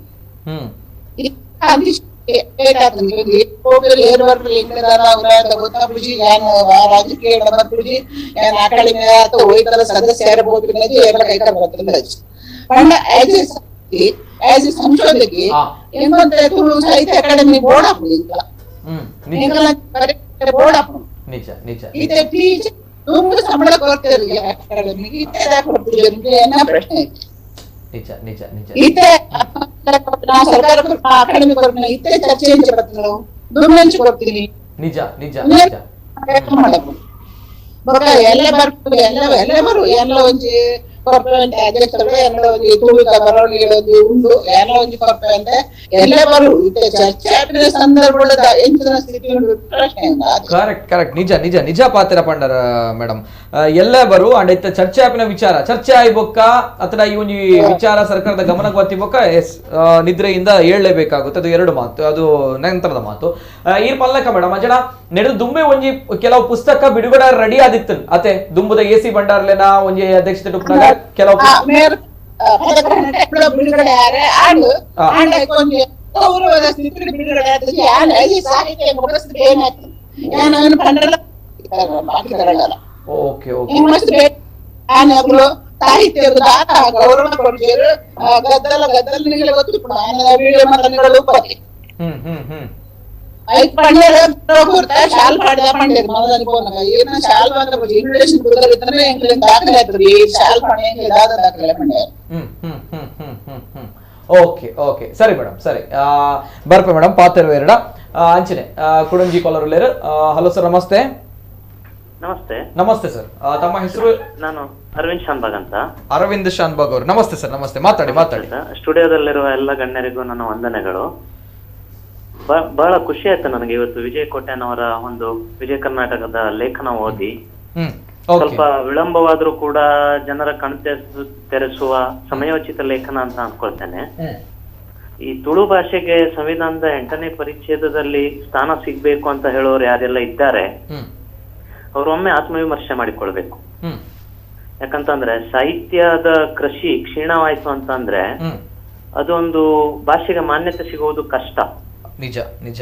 ಯಾಕಂತಂದ್ರೆ ಭಾಷೆಗೆ ತುಂಬಾ ದೊಡ್ಡದಾದ ಆಯಾಮ ಇದೆ. ಕೇವಲ ಈ ಸಾಹಿತ್ಯ ಒಂದೇ ಅಲ್ಲ, ಜನಪದ ಸಂಸ್ಕೃತಿ ಎಲ್ಲವೂ ಕೂಡ ಅದ್ರಲ್ಲಿ ಒಳಗೊಳ್ತದೆ. ಅದ್ರಲ್ಲಿ ಜನಪದವೇ ಜಾಸ್ತಿ ಆಗಿ ಸಾಹಿತ್ಯ ಮತ್ತು ಸಂಸ್ಕೃತಿಗಳು ಕ್ಷೀಣ ಆದ್ರೆ ಆ ಭಾಷೆ ಬೇಗ ಜೀರ್ಣವಾಗ್ತದೆ, ಅಂದ್ರೆ ಅವನತಿಯ ಹಂತಕ್ಕೆ ಮುಟ್ತದೆ. ಅದಕ್ಕಾಗಿ 2 ವರ್ಷಗಳಲ್ಲಿ ಒಂದು ಪುಸ್ತಕ ಸೃಷ್ಟಿಯಾಗಿದೆಯೋ ಅಥವಾ ಇನ್ನೂ ಎಷ್ಟು ಆಗ್ಬೇಕಿತ್ತು ಅನ್ನೋದು ಅಕಾಡೆಮಿಗಳಿಗೆ 10-16 ಜನ ಸದಸ್ಯರು, ಅಧ್ಯಕ್ಷರು ಎಲ್ಲ ಇದ್ದಾವಾಗ ಅವರು ಪ್ರತಿ ತಿಂಗಳು ಮತ್ತು ತ್ರೈಮಾಸಿಕವಾಗಿ ಸರ್ವ ಸದಸ್ಯರು ಸೇರಿ ಸಭೆ ಸೇರ್ತಾರೆ. ಮೀಟಿಂಗ್ ಗಳಲ್ಲಿ ಪಾಲ್ಗೊಂಡು ಅವರು ಚರ್ಚೆ ಮಾಡಿದವಾಗ ಈಗ ಅಲ್ಲಿ ತುಳು ಸಾಹಿತ್ಯ ಅಕಾಡೆಮಿ ಅಂತಾನೆ ಹೆಸರಿರೋದು. ಎಲ್ಲಾ ಭಾಷಾ ಅಕಾಡೆಮಿಗಳಿಗೆ ಸಾಹಿತ್ಯ ಅಕಾಡೆಮಿ ಅಂತಾನೆ ಕೊಟ್ಟಿದ್ದಾರೆ. ಸಾಹಿತ್ಯವೇ ಆಗ್ಲಿಲ್ಲ, ಬೇರೆ ಎಲ್ಲ ಆಗಿದೆ ಅಂತಂದ್ರೆ ಅದು ಒಂದು ಅಪಮಾನಕರವಾದ ಸಂಗತಿ. ರಾಜ್ಯದ ಎಲ್ಲ ಜನರು ಕೂಡ ಇದನ್ನು ಪ್ರಶ್ನಿಸಬೇಕಾಗ್ತದೆ, ಕೇವಲ ತುಳು ಭಾಷಿಕರು ಅಂತ ಅಲ್ಲ. ಯಾಕಂದ್ರೆ ಅದೊಂದು ರಾಜ್ಯವನ್ನು ಪ್ರತಿನಿಧಿಸುವಂತ ಸಂಸ್ಥೆ ಅಲ್ವಾ. ಶಾನ್ಭಾಗ್ ಅವರೇ, ಒಂದು ಪ್ರಶ್ನೆಯ ಪ್ರಕಾರ ಈ ಹಿಂದೆ ಕರೆ ಮಾಡಿರುವಂತಹ ಸದಸ್ಯರು ಹೇಳಿರುವಂತಹ ಪ್ರಕಾರ ಖಾಲಿ ಪುಸ್ತಕ ಬಿಡುಗಡೆ ಮಾಡಲಿಲ್ಲ ಅಂತ ಹೇಳಿದ್ರೆ ಸಾಹಿತ್ಯ ಕ್ಷೀಣವಾಗುತ್ತಾ? ಹೌದು, ಪುಸ್ತಕ ಪ್ರಕಟಣೆ ಆಗ್ಲಿಲ್ಲ ಅಂತಂದ್ರೆ ಆ ಸಾಹಿತ್ಯಿಕ ಸಂಸ್ಥೆಯ ಒಂದು ಮರ್ಯಾದೆ ಎಲ್ಲಿಗೆ ಬರ್ತದೆ? ನಾವುಗಳು ಯಕ್ಷಗಾನವನ್ನ ಮಾಡ್ತೀವಿ, ಸಾಂಸ್ಕೃತಿಕ ಕಾರ್ಯಕ್ರಮಗಳನ್ನ ಮಾಡ್ತೀವಿ, ಇನ್ನಿತರ ಕಾರ್ಯಕ್ರಮಗಳನ್ನ ಮಾಡ್ತೀವಿ, ಪ್ರಶಸ್ತಿಗಳನ್ನ ಕೊಡ್ತೀವಿ. ಇಲಾಖೆ ಅಡಿಯಲ್ಲಿ ಬಹಳಷ್ಟು ಬೇರೆ ಬೇರೆ ವಿಭಾಗಗಳಿದೆ. ಸಂಸ್ಕೃತಿ ಜನಪದಗಳಿಗಾಗಿಯೇ ಬೇರೆ ಬೇರೆ ವಿಭಾಗಗಳು ಉಂಟು. ಆದ್ರೆ ಸಾಹಿತ್ಯವನ್ನು ಸೃಷ್ಟಿಸ್ಲಿಕ್ಕಂತಾನೆ ಈ ಒಂದು ಅಕಾಡೆಮಿಗಳನ್ನು ಕೊಟ್ಟಿರೋದು. ಬರವಣಿಗೆಯ ಮೂಲಕ, ಶೈಕ್ಷಣಿಕ ಚಟುವಟಿಕೆಗಳ ಮೂಲಕ ಈ ಶಿಕ್ಷಕರಿಗೆ ಉತ್ತೇಜನ ಕೊಡುವಂತದ್ದಿರಬಹುದು. ಈಗ ಮಾಸ್ಟರ್ ಡಿಗ್ರಿ ಇದೆ, ಸ್ನಾತಕೋತ್ತರ ತುಳು ಅಧ್ಯಯನ ವಿಭಾಗ ಆರಂಭವಾಗಿ 3-4 ವರ್ಷಗಳಲ್ಲಿ ಅಲ್ಲಿ ಬಹಳ ಜನ ಗ್ರಾಜುಯೇಟ್ಸ್ ಆಗಿದ್ದಾರೆ. ಅವರಿಗೆ ಸಂಶೋಧನಾತ್ಮಕವಾದ ಚಟುವಟಿಕೆಗಳನ್ನ ಏನ್ ಹಾಕೊಂಡಿದ್ದಾರೆ ಅಥವಾ ಅವರಿಗೆ ಫೆಲೋಶಿಪ್ ಕೊಡುವಂತ ಯೋಚನೆಗಳು, ಆಗ ಅಲ್ಲಿ ಸಾಹಿತ್ಯ ಸೃಷ್ಟಿ ಆಗ್ತದೆ. ಅವರಿಗೆ ಸಂಶೋಧನಕ್ಕೆ ದಾರಿ ಮಾಡಿ ಕೊಟ್ಟವಾಗ. ಇಲ್ಲಾಂದ್ರೆ ಅವ್ರು MA ಮಾಡಿದ್ರು ಕುಂತ್ರು ಅವರಿಗೆ ಶಿಕ್ಷಕರಾಗುವ ಅವಕಾಶವನ್ನು ಈ ಅಕಾಡೆಮಿ ಸೃಷ್ಟಿಸ್ಕೊಡ್ಬೇಕಾಗ್ತದೆ. ಆ ನಂತರದಲ್ಲಿ ಶಿಕ್ಷಣ ಇಲಾಖೆಯ ಮೇಲೆ ಒಂದು ಒತ್ತಡ ಹಾಕಿ ಪೂರ್ಣಕಾಲಿಕವಾಗಿ ಸಿಬ್ಬಂದಿಗಳ ನೇಮಕ ಮಾಡುವ ಹಂತಕ್ಕೆ ಹೋಗ್ತೇವಲ್ಲ, ಆಗ ಸರ್ಕಾರ ಅದರ ವೇತನವನ್ನು ಕೊಡ್ತದೆ. ಪೂರ್ಣಕಾಲಿಕವಾಗಿ ಅವರ ಡಿಗ್ರಿ ಸಂಬಂಧಪಟ್ಟಾಗೆ B.Ed ಇದೆಯೋ ಇಲ್ಲೋ, ಅಥವಾ ಯಾವ ಒಂದು ವಿದ್ಯಾರ್ಹತೆ ಕನಿಷ್ಠ ಇರಬೇಕು ಅಂತ ಮಾನದಂಡಗಳು ಇದೆ, ಆ ಪ್ರಕಾರ ಸರ್ಕಾರಕ್ಕೆ ಮನವರಿಕೆ ಆದ್ರೆ ಆಗ ಪೂರ್ಣಕಾಲಿಕವಾಗಿ ಸಿಬ್ಬಂದಿಗಳನ್ನು ಸರ್ಕಾರವೇ ನೇಮಕ ಮಾಡ್ತದೆ. ಆದ್ರೆ ಈಗ ಇನಿಷಿಯಲ್ ಸ್ಟೇಜ್ ಅಲ್ಲಿ ಈ ರೀತಿಯ ಭಾಷಾ ಸಂಸ್ಥೆಗಳು, ಅಕಾಡೆಮಿಗಳು ಅಥವಾ ಬೇರೆ ಖಾಸಗಿ NGOಗಳು ಅವರೇನೆ ಭಾಷೋದ್ಧಾರಕ್ಕಾಗಿ ಸಂಬಳವನ್ನು ಕೊಟ್ಟು ಶಿಕ್ಷಕರನ್ನು ಒಂದು ಕನಿಷ್ಠ ಸಂಬಳವಾಗಿ ಕೊಟ್ಟು ಆದ್ರೂ ದುಡಿಸ್ಕೊಳ್ಬೇಕಾಗ್ತದೆ. ಇಲ್ಲಾಂತಂದ್ರೆ ನಾಳೆ ಓದುವ ಮಕ್ಕಳ ಸಂಖ್ಯೆ ಕಡಿಮೆ ಆಗ್ತದೆ, ಪಾಠ ಹೇಳುವ ಶಿಕ್ಷಕರ ಸಂಖ್ಯೆ ಕಡಿಮೆ ಆಗ್ತದೆ. ಇಲ್ಲಿ ನಾನು 1000 ಕಲಾವಿದರಿಗೆ ಕಿಟ್ ಕೊಟ್ಟೆ ಅಂತ ಹೇಳಿ ಕೇವಲ ಉಡಾಫೆ ಮಾತಾಡುವುದು ಸರಿಯಾಗುದಿಲ್ಲ. ಅದಕ್ಕೆ ಇನ್ನೂವರೆಗೂ ಕೂಡ ಸಾರ್ವಜನಿಕರಿಗೆ ಆ ಕುರಿತಾದ ಮಾಹಿತಿ ಕೊಟ್ಟಿಲ್ಲ. ಎಷ್ಟು ಜನರಿಗೆ ಯಾವ ರೀತಿ ಎಷ್ಟು ಹಣವನ್ನು ಅದಕ್ಕೆ ಹಾಕಿದ್ದಾರೆ ಅನ್ನುವ ಲೆಕ್ಕ ಬಂದಿಲ್ಲ. ಖಾಸಗಿ ಜನಗಳಿಂದ ಹಣ ಪಡ್ಕೊಂಡದ್ದಿದ್ರೂ ಕೂಡ ಅದಕ್ಕೆ ಯಾವುದೇ ದಾಖಲೆಗಳು ಇರೋದಾಗ್ಲಿ ಅಥವಾ ದಾನಿಗಳಿಗೆ ಇವರು ರಶೀದಿ ಕೊಟ್ಟಿರೋದಾಗ್ಲಿ ಅದು ಯಾವುದು ಕೂಡ ಕಚೇರಿಯ ಕಡತಗಳಲ್ಲಿ ಇರುವುದು ನಮಗೆ ಸ್ಪಷ್ಟವಾಗಿ ಕಾಣಿಸ್ತಾ ಇಲ್ಲ. ಹೀಗಾಗಿ ಇದು ಏನಾಗಿದೆ ಅಂತ ಅಂದ್ರೆ ಅನಧಿಕೃತವಾಗಿ ಕೆಲವೊಂದು ಅಂದ್ರೆ ಕೆಲವು ಕೋಆಪ್ಟ್ ಮೆಂಬರ್ ಗಳನ್ನು ಮಾಡಿದ್ದಾರೆ 2ನೇ ಸಲ 3 ಜನರನ್ನು. ಅದು ಸರ್ಕಾರದ ನಿಯಮಾವಳಿಗೆ ವಿರುದ್ಧ.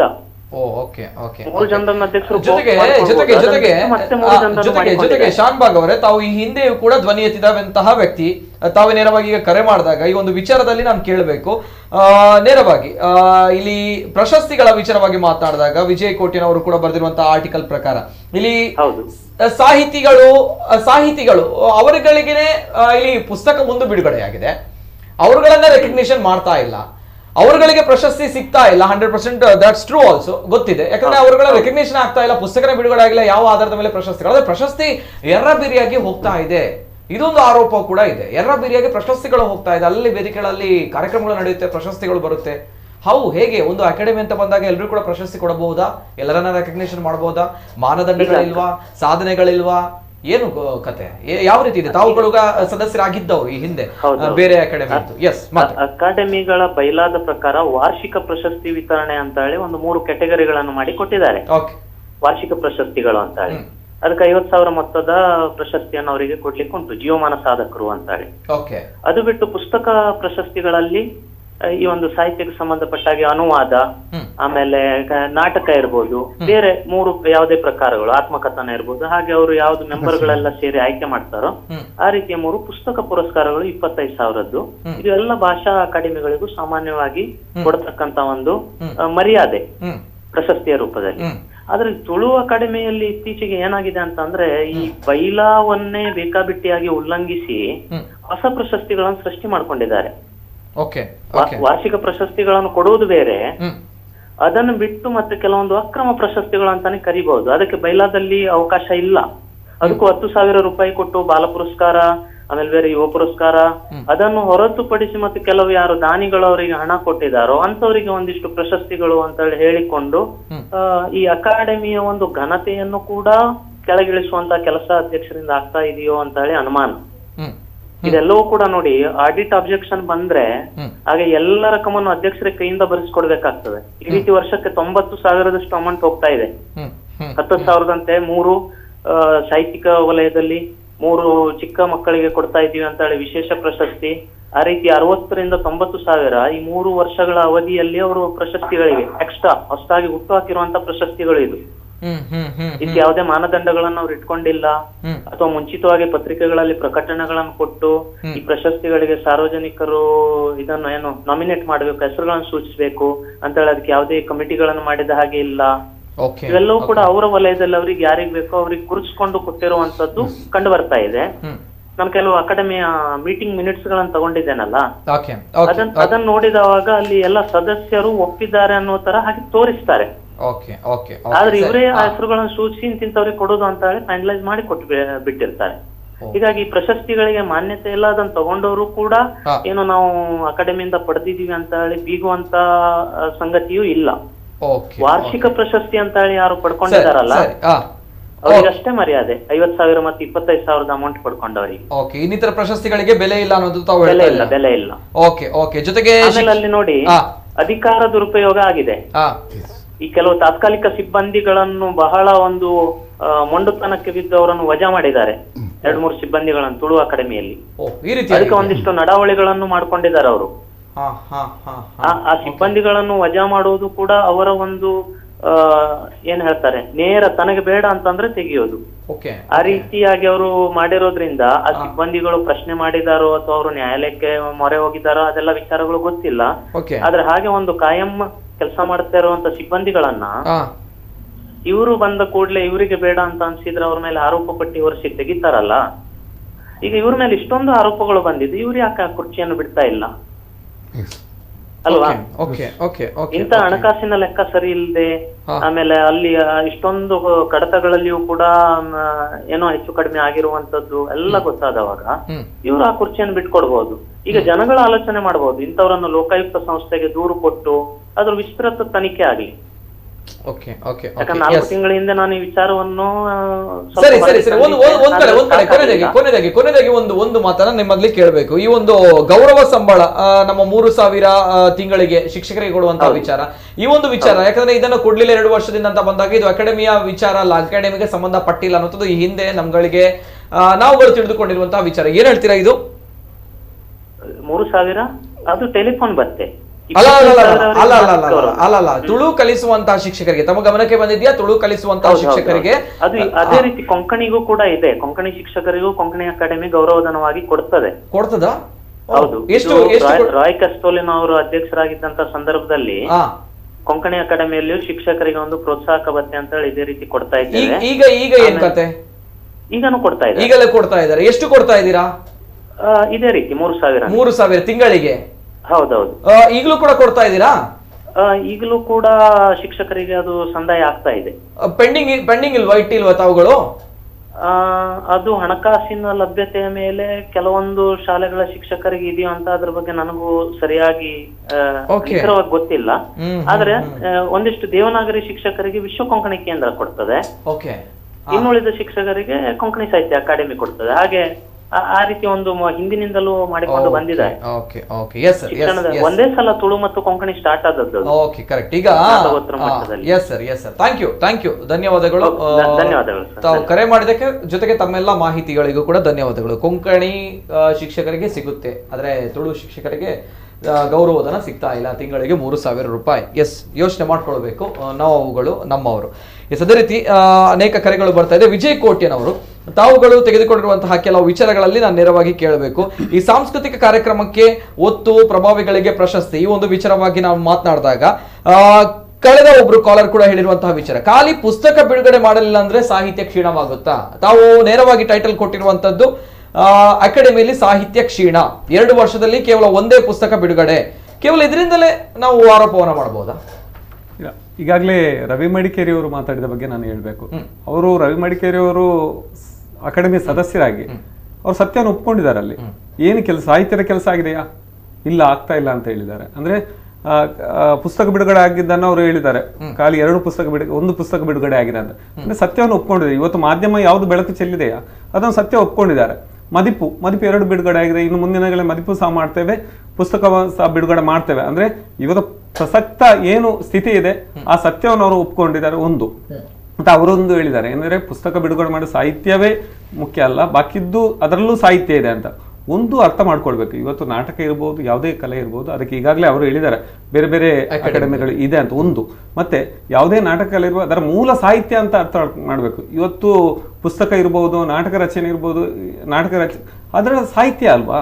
ಅಂದ್ರೆ ಅಂತ ಪುಸ್ತಕಗಳು ಬಿಡುಗಡೆ ಆದಾಗ ಬಾಕಿ ಕಲೆಗಳಿಗೂ ಸಾಕಾರ ಆಗ್ತಾರೆ ಅಂತ ಸತ್ಯವನ್ನು ಅದನ್ನು ಒಪ್ಕೊಳ್ಬೇಕು ಅಂತ ನಾನು ಹೇಳ್ತಾ ಇದ್ದೇನೆ. ನಿಜ ಸರ್, ಬರ್ತೀನಿ. ಜೊತೆಗೆ ನಮ್ಮ ಜೊತೆ ದೂರವಾಣಿ ಸಂಪರ್ಕದಲ್ಲಿ ನೇರವಾಗಿ ಕರ್ನಾಟಕ ತುಳು ಸಾಹಿತ್ಯ ಅಕಾಡೆಮಿ ಅಧ್ಯಕ್ಷರು ದಯಾನಂದ್ ಜಿ ಕತ್ತಲ್ ಸರ್ ಅವರಿದ್ದಾರೆ. ಸರ್ ನಮಸ್ತೆ ಸರ್. ನಮಸ್ತೆ ಸರ್, ನಮಸ್ತೆ. ಮತ್ತೊಮ್ಮೆ ಆರೋಪಗಳು ಜೊತೆಗೆ ಮತ್ತೊಮ್ಮೆ ಬಂದಿರುವಂತಹ ಕೆಲವು ಪ್ರಶ್ನೆಗಳು ಸರ್, ನೇರವಾಗಿ ತಾವೇ ಉತ್ತರ ಕೊಡ್ಬೇಕು.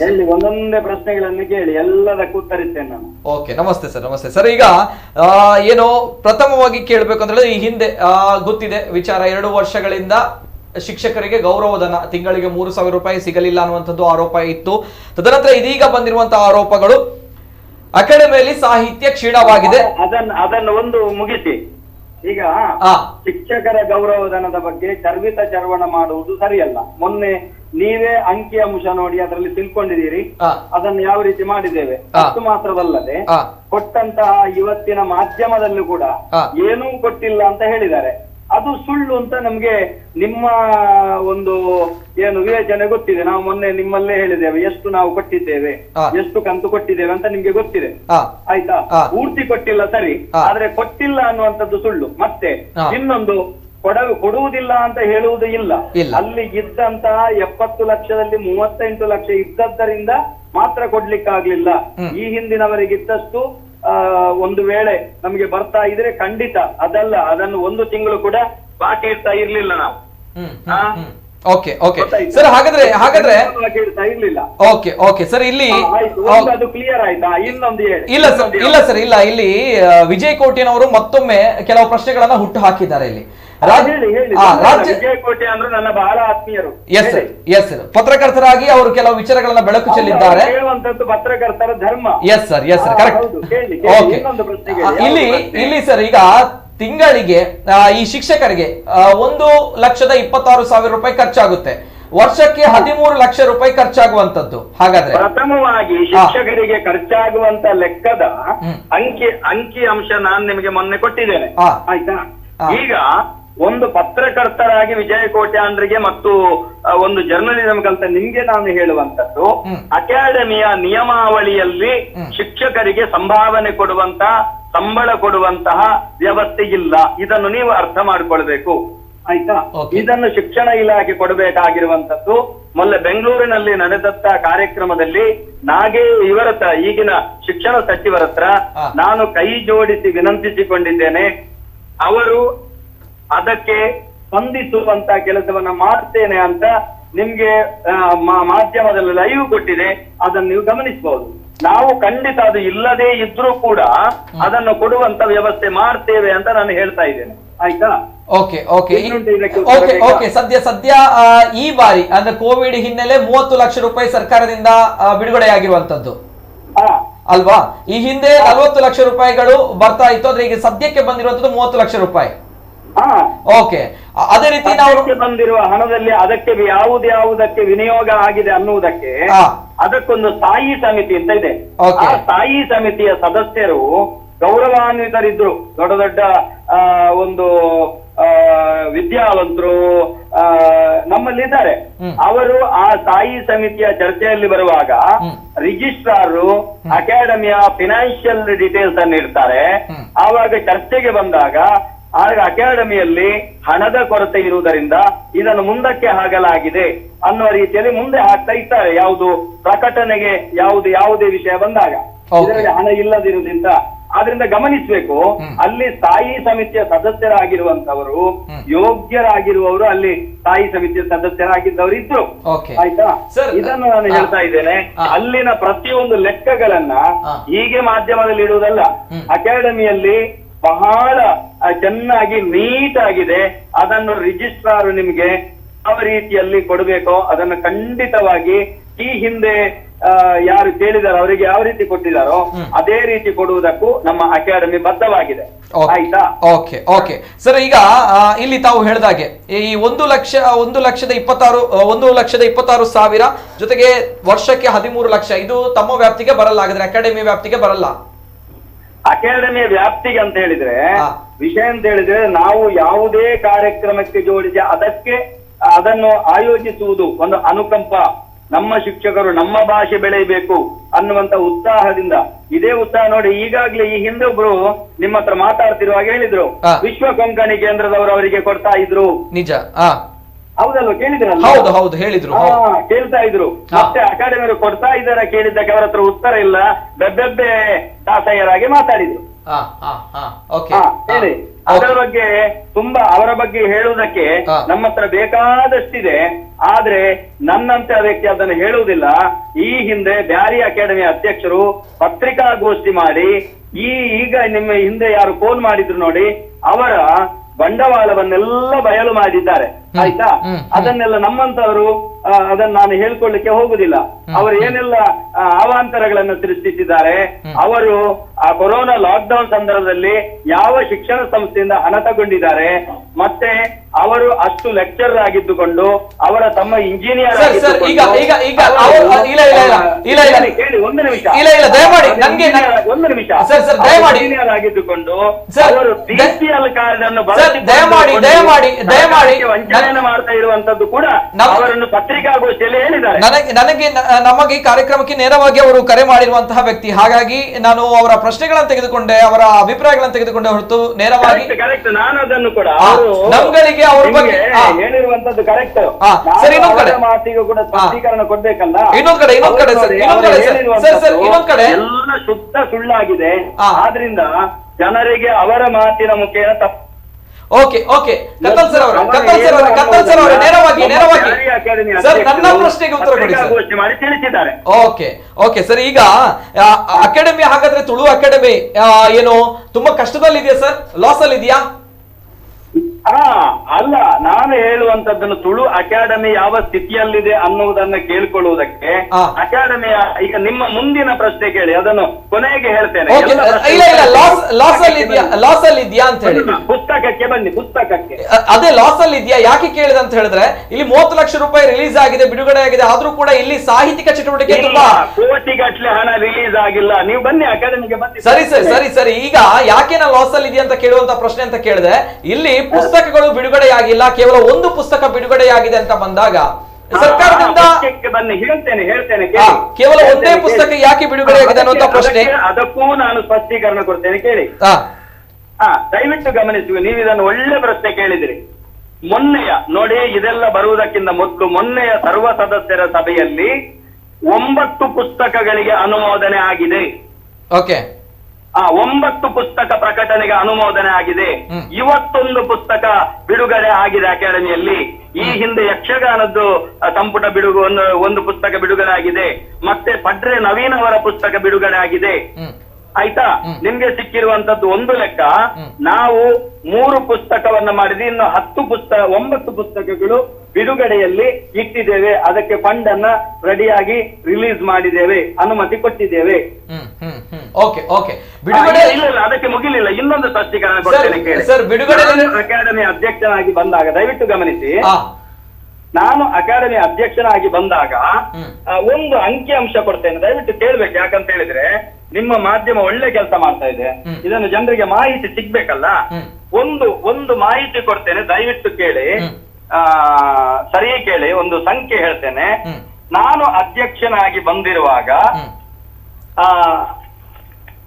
5,61,367 ರೂಪಾಯಿಯ, ದಯವಿಟ್ಟು ಗಮನಿಸಿ, ಅಷ್ಟು 5,00,000 ಚಿಲ್ಲರೆ 367 ರೂಪಾಯಿಯ ಒಂದು ಪುಸ್ತಕ ಪ್ರಕಟಣೆಯಾದಂತಹ ಹಣ ಕೊಡುವುದಕ್ಕೆ ಬಾಕಿ ಇತ್ತು. ಆಯ್ತಾ, ಅಕಾಡೆಮಿಯಿಂದ ನಾನು ಬಂದ ಮೇಲೆ 10 ಪುಸ್ತಕಗಳ ಹಣವನ್ನ ನಮ್ಮ ಸಮಿತಿಗೆ ಬಂದಂತಹ ಅನುದಾನದಿಂದ ಕೊಟ್ಟಿದ್ದೇವೆ. ಎಲ್ಲ ದಾಖಲೆ ಇದೆ ನನ್ನ ಹತ್ರ. ಸರಿ, ಅರ್ಥ ಮಾಡ್ಕೊಳ್ಳಿ ನಿರೂಪಕರೇ. ನಾನು ಅಧ್ಯಕ್ಷನಾದ ನಂತರ ಬಂದ ಫಂಡಿನಿಂದ ಅಷ್ಟು ಮೊತ್ತವನ್ನ 10 ಪುಸ್ತಕಗಳ ಪ್ರಕಟಣೆಯ ಹಣವಾಗಿ ಕೊಟ್ಟಿದ್ದೇವೆ. ಆದರೂ ನಾವು ಅದರ ಏನು ಅಧ್ಯಕ್ಷೀಯ ನುಡಿ, ಇನ್ನೊಂದು ನುಡಿ, ಅದನ್ನು ಬದಲು ಮಾಡಲಿಲ್ಲ. ಯಾಕೆ ಬದಲು ಮಾಡಲಿಲ್ಲ ಅಂತ ಹೇಳಿದ್ರೆ, ಹಿಂದಿನ ಗೌರವಾನ್ವಿತ ಅಧ್ಯಕ್ಷರುಗಳು ಮಾಡಿರುವಂತದ್ದನ್ನ ನಾನು ಒಪ್ಪಿಕೊಳ್ತೇನೆ. ನನಗೆ ಹೆಸರಿನ ವ್ಯಾಮೋಹ ಅಲ್ಲ. ಅದರ ಲೆಕ್ಕದಲ್ಲಿ ನಮ್ಮ 10 ಪುಸ್ತಕ ಪ್ರಕಟಣೆ ಆಗಿದೆ ಅಂತ ಒಪ್ಕೊಳ್ತೀರಿ, ತಯಾರಿದ್ದೀರಾ ನೀವು? ಓಕೆ ಹಾಗಾದ್ರೆ ತಾವುಗಳು 10 ಪುಸ್ತಕಗಳನ್ನ ಬಿಡುಗಡೆ ಮಾಡಿದ್ದೀರಾ ತಮ್ಮ ಅಧ್ಯಕ್ಷತೆಯಲ್ಲಿ, ಆದ್ರೆ ಹೆಸರು ಬೇರೆಯವರು ತೆಗೆದುಕೊಂಡಿದ್ದಾರೆ, ಕ್ರೆಡಿಟ್ಸ್ ಬೇರೆಯವರು ತೆಗೆದುಕೊಂಡಿದ್ದಾರೆ. ನಾನು ಹಾಗೆ ಹೇಳುವುದಿಲ್ಲ, ಅವರು ಗೌರವಾನ್ವಿತರು ಪಾಪ. ಇಲ್ಲ ಸರ್, ಇಲ್ಲ ನೀವು ಹೇಳದಿರಬಹುದು, ಆದ್ರೆ ಮಾಧ್ಯಮಗಳು ಅಥವಾ ನಮ್ಮ ಮೈಂಡ್ ಸೆಟ್ ಬರುವಂತದ್ದು ಅದೇ ರೀತಿ ಅಲ್ವಾ? ತಾವು ಹೇಳುವಂತಹ ವಿಚಾರಗಳ ಪ್ರಕಾರ ಹೇಳುದು ಹಾಗಲ್ಲ, ನಾನು ಸತ್ಯವನ್ನ ಹೇಳ್ತಾ ಇರುವುದು. ಸಡನ್ ಆಗಿ ಅವರ ಅಧಿಕಾರದಿಂದ ಇಳಿದಿದ್ದಾರೆ ಪಾಪ, ಗೌರವಾನ್ವಿತರು. ಅಲ್ಲಿ ಹಣದಿಂದ ಅದನ್ನು ಭರಿಸಿದ್ದೇವೆ. ಈ ಸಂದರ್ಭ ಇಂದಿರಾ ಹೆಗ್ಡೆ ಅವರು ಒಂದು ಮಾತನ್ನ ಹೇಳಿದ್ರು. ಗಮನಿಸಿ, ಇಂದಿರಾ ಹೆಗ್ಡೆ ಅವರು ಒಂದು ಮಾತನ್ನ ಹೇಳಿದ್ರು ಸರ್. ಅಂದ್ರೆ ಈ ಹಿಂದಿನ ಅಧ್ಯಕ್ಷರು ಏಕಾಏಕಿಗೆ ಬದಲಾವಣೆ ಆದಾಗ ಕೆಲವು ಪುಸ್ತಕಗಳು ಬಿಡುಗಡೆಗೆ ರೆಡಿಯಾಗಿ ನಿಂತಿತ್ತು, ಆದ್ರೆ ಆ ಪುಸ್ತಕಗಳು ಸರಿಯಾಗಿ ಬಿಡುಗಡೆ ಆಗಿಲ್ಲ ಅನ್ನುವಂತ ವಿಚಾರವನ್ನ ಇಂದಿರಾ ಹೆಗ್ಡೆ ಮೇಡಮ್ ಅವರು ಹೇಳಿದ್ರು. ನೋಡಿ, ಅದು ಆದ್ಮೇಲೆ ಅಲ್ಲಿ ಉಳಿದದ್ದು 5 ಲಕ್ಷ ಚಿಲ್ಲರೆ ಹಣ, ಗೊತ್ತಾಯ್ತಾ ಸರ್? ಈಗ ವೆರಿ ಸಿಂಪಲ್, ನಾನು ಕಾನ್ಸೆಪ್ಟ್ ಕೊಡುವಂತದ್ದು ಇಷ್ಟೇ. ಈ ಹಿಂದೆ ನಿತಿನ್ ಅವರೇ, ದಯವಿಟ್ಟು ಗಮನಿಸಿ, ನಾನು ಅದನ್ನ ನೋಡಿ, ನಮಗೆ ಬಂದ ಫಂಡಿನಿಂದ ಅಷ್ಟು ಪುಸ್ತಕಗಳ ಮೊತ್ತವನ್ನು ಕೊಟ್ಟುವ, ಕೊಟ್ಟಾದ್ಮೇಲೆ ಅಲ್ಲಿ ಉಳಿದದ್ದೆಷ್ಟು ಹಣ? ಹೇಳಿ ಮಾತಾಡಿ ಸರ್. ಆಯ್ತಾ, ಅಲ್ಲಿ ಉಳಿದದ್ದೆಷ್ಟು ಹಣ? ಆ ಉಳಿದ ಹಣದಿಂದ ನಾವು ಯಾವುದೇ ಕಾರಣಕ್ಕೂ ಅದನ್ನು ಗೌರವದಿಂದ ಸ್ವೀಕರಿಸಿ ನಾವು ಮುಂದಕ್ಕೆ ಪ್ರಕಟ ಮಾಡುವುದಂತಿದ್ರೆ, ಅಕಾಡೆಮಿಯಲ್ಲಿ ಹಣ ಇಲ್ಲ, ಅದ ತಕ್ಷಣ ಕೊರೋನಾ ಬಂತು, ಅಲ್ಲಿಂದ ನಮ್ಗೆ ಸ್ಥಗಿತ ಆಯ್ತು ಬರುವಂತದ್ದು, ಅನುದಾನ ಬರುವಂತದ್ದು ಸ್ಥಗಿತ ಆಯ್ತು. ಆಮೇಲೆ ನಮ್ಮ ಇದು ನಡೆಯುವಾಗ ಆ ಅಕಾಡೆಮಿಯ ಸ್ಥಾಯಿ ಸಮಿತಿಯಲ್ಲಿ ಚರ್ಚೆ ಆದಾಗ, ಈಗಾಗಲೇ ಇಷ್ಟು ಪುಸ್ತಕಗಳು ಆಗಿದೆ ನಮ್ಮಿಂದ, ಇನ್ನು ಮುಂದಕ್ಕೆ ಸಂಶೋಧನೆ ಮತ್ತು ಅನುವಾದಕ್ಕೆ ಈಗಾಗಲೇ ಒಂದು ಪುಸ್ತಕ ಮಾತ್ರ ಬಿಡುಗಡೆಯಾಗಿರುವಂತದ್ದು ಅಲ್ಲ, ಆ ಒಂದು ಪುಸ್ತಕಕ್ಕೆ 10 ಪುಸ್ತಕ ಸೇರಿತಲ್ಲ. ಹಾಗಾದ್ರೆ ತಮ್ಮ ಅವಧಿಯಲ್ಲಿ ಬಿಡುಗಡೆಯಾಗಿರುವಂತದ್ದು 11 ಪುಸ್ತಕ ಆಯಿತು. 11 ಪುಸ್ತಕ. ಓಕೆ, ಈ ಹಿಂದಿನ ಅವಧಿಯಲ್ಲಿ ಬಿಡುಗಡೆಯಾಗಿರುವಂತದ್ದು 12 ಪುಸ್ತಕ. ಹಾಗಾದ್ರೆ ಈ ಹಿಂದಿನ ಅವಧಿಯಲ್ಲಿ ಅವರಿಗಿರುವಂತ ಅಲ್ಲಿಗೆ ಬಂದಂತ ಮೊತ್ತದಲ್ಲಿ ನೀವು ಪರ್ಸೆಂಟೇಜ್ ಗಮನಿಸಿ, ಅವರಿಗೆ ಬರುವಂತ ಅನುದಾನದಿಂದ ಅವರೆಷ್ಟು ಪುಸ್ತಕ ಬಿಡುಗಡೆ ಮಾಡಿದ್ದಾರೆ, 22 ಅನುದಾನದಲ್ಲಿ ನಾವೆಷ್ಟು ಪುಸ್ತಕ ಬಿಡುಗಡೆ ಮಾಡಿದ್ದೇವೆ, ಅನುಪಾತವನ್ನ ಗಮನಿಸಿ ನೀವು ದಯವಿಟ್ಟು. 22 ಈ ಹಿಂದಿನ 70 ಲಕ್ಷದಲ್ಲಿ 22 ಮಾಡುವುದು ಸರಿಯೋ? 70 ಲಕ್ಷ ಬರುತ್ತೆ ಸರ್ ವಿಜಯ್ ಸರ್? ಹೇಗೆ ಬರುತ್ತೆ ಸರ್ಕಾರದಿಂದ? ಓಕೆ ವೇಟ್ ಸರ್, ಸರ್ಕಾರದಿಂದ ಎಷ್ಟು ಬರುತ್ತೆ ಸರ್ ಅನುದಾನ? 70 ಲಕ್ಷ ಬರುತ್ತಾ? ಅಲ್ಲ 60 ಲಕ್ಷ ಬಂದದಂತ ಹಿಂದಿನ 60 ಲಕ್ಷ ಬಂದಿತ್ತಂತ ನಮಗೆ ಬಂದ ಮಾಹಿತಿ. ಈ ಸಲದಕ್ಕೆ ಇವರ ಇದಕ್ಕೆ 30 ಲಕ್ಷ ಬಂದಿದೆ ಅಂತ ನಮಗೆ ಬಂದ ಮಾಹಿತಿ. ಅಲ್ಲ 38, ಕ್ಷಮಿಸಿ 38 ಲಕ್ಷ. ಹಾ 38 ಲಕ್ಷ ಬಂದಿದೆ. ಅದು 38 ವಾರ್ಷಿಕ, ಗಮನಿಸಿ, ತಿಂಗಳಿಗೆಲ್ಲ.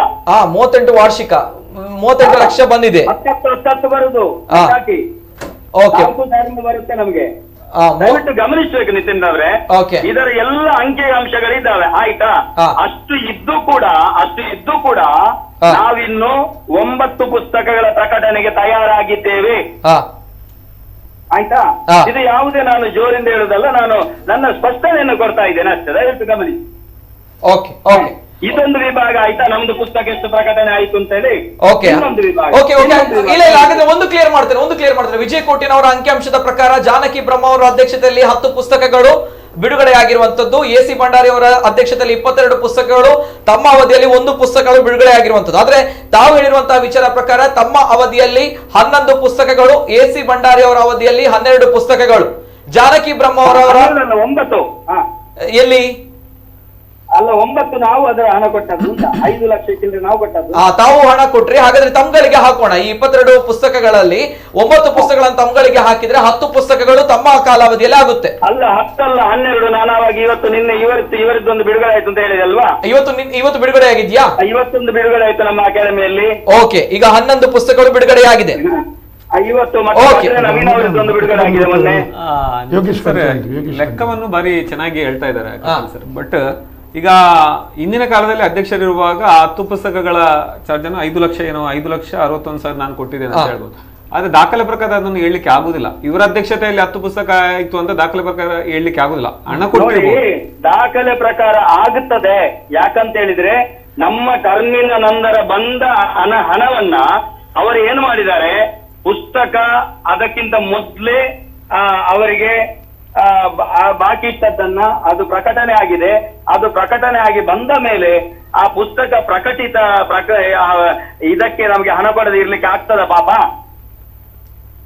ಹಿಂದೆ ನಿರ್ಣಯ ಆಗಿರುವಂತದ್ದು, ನಮ್ಮ ಟರ್ಮ್ ಬಂದ ಮೇಲೆ ಬಂದಂತ ಫಂಡಿನಿಂದ ನಾವು ಹಣ ಕೊಟ್ಟಿದ್ದೇವೆ, ಅರ್ಥ ಮಾಡ್ಕೊಳ್ಬೇಕು. ಬಾಕಿ ಅದ ಆಗಿದ್ರೆ ಅದರ ಎಲ್ಲ ಮುನ್ನುಡಿಗಳನ್ನ ಒಳನುಡಿಗಳನ್ನ ಬದಲು ಮಾಡ್ತಾ ಇದ್ರೆ ಇನ್ನೊಂದು ತಗೊಳ್ಳಿ.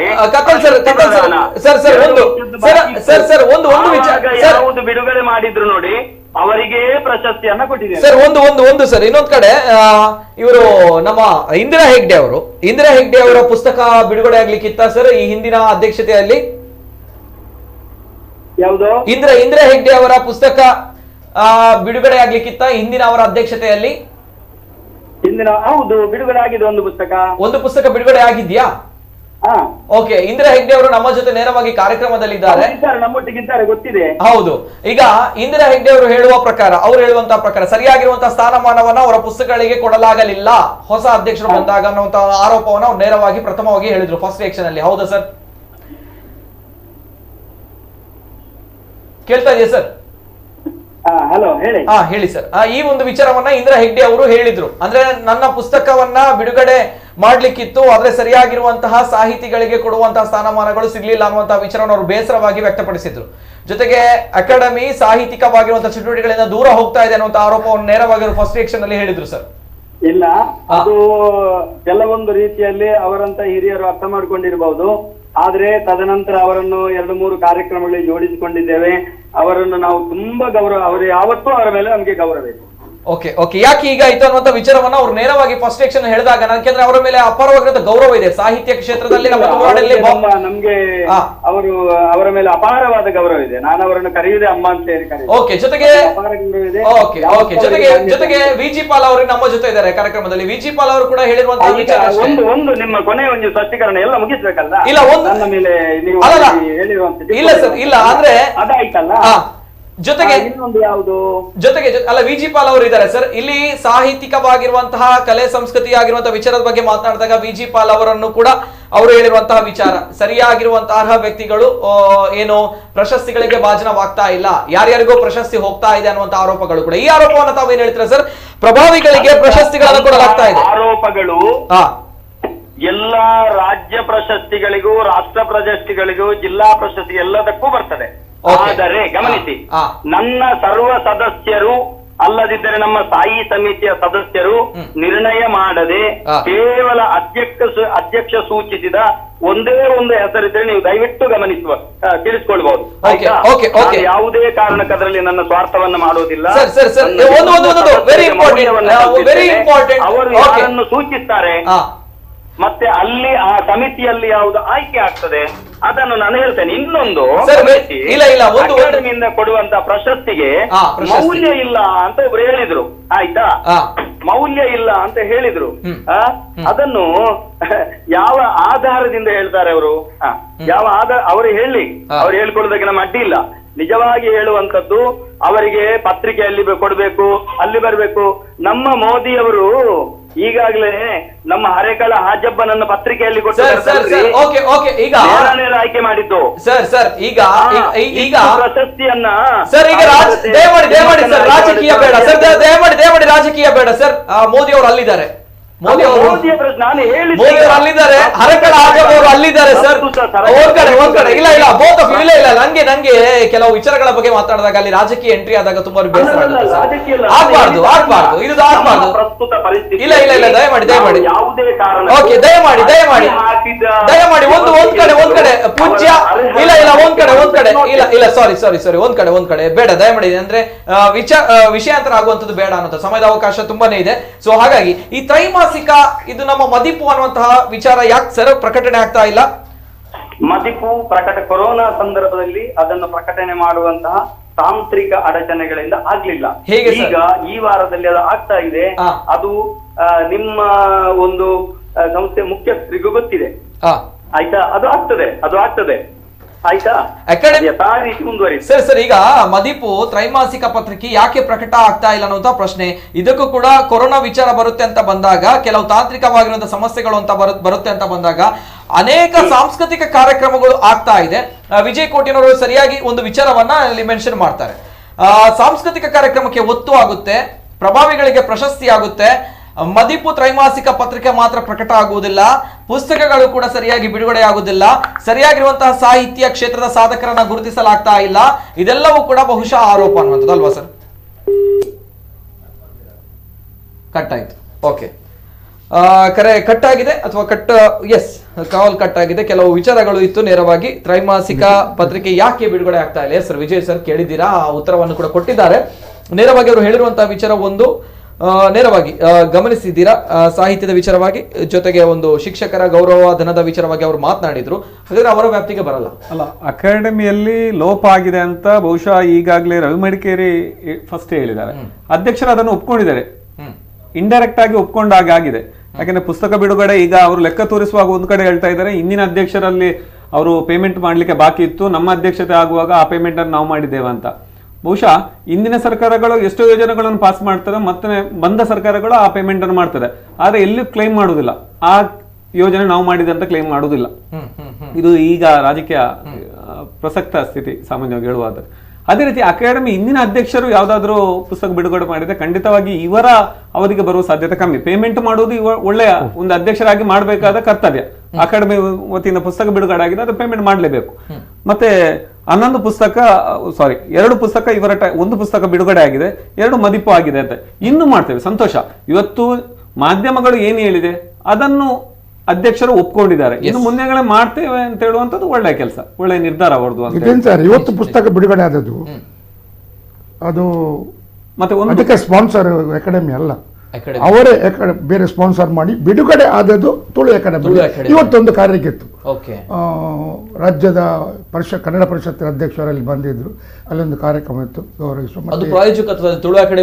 ಅಲ್ಲ, ನಾನು ಅವರ ಹತ್ರನೇ ಕೇಳಿದೆ, ಯಾರು ಲೇಖನ ಬರೆದಿದ್ದಾರೆ ಅವರ ಹತ್ರ ಕೇಳಿದೆ, ಮತ್ತೆ ಅವರ ಗೆಳೆಯನ ಹತ್ರ. ಮತ್ತೆ ಇಲ್ಲಿ ಇವತ್ತು ಬಿಡುಗಡೆ ಆಗಿದೆ ತುಳು ಸಾಹಿತ್ಯ ಆಗಿದೆ. ಈಗ ನಾವು ಹೇಳಿದ ಒಂದು ಪುಸ್ತಕ ಸಹ ಅದು ಸಹ ಅಕಾಡೆಮಿ ಅಲ್ಲ, ಸ್ಪಾನ್ಸರ್ ಮೂಲಕ ಆದಂತು. ಅಲ್ಲಿ ಅದೇ ಸ್ಪಾನ್ಸರ್ ಬೇರೆ ಜಾಗ ಅಲ್ಲಿ.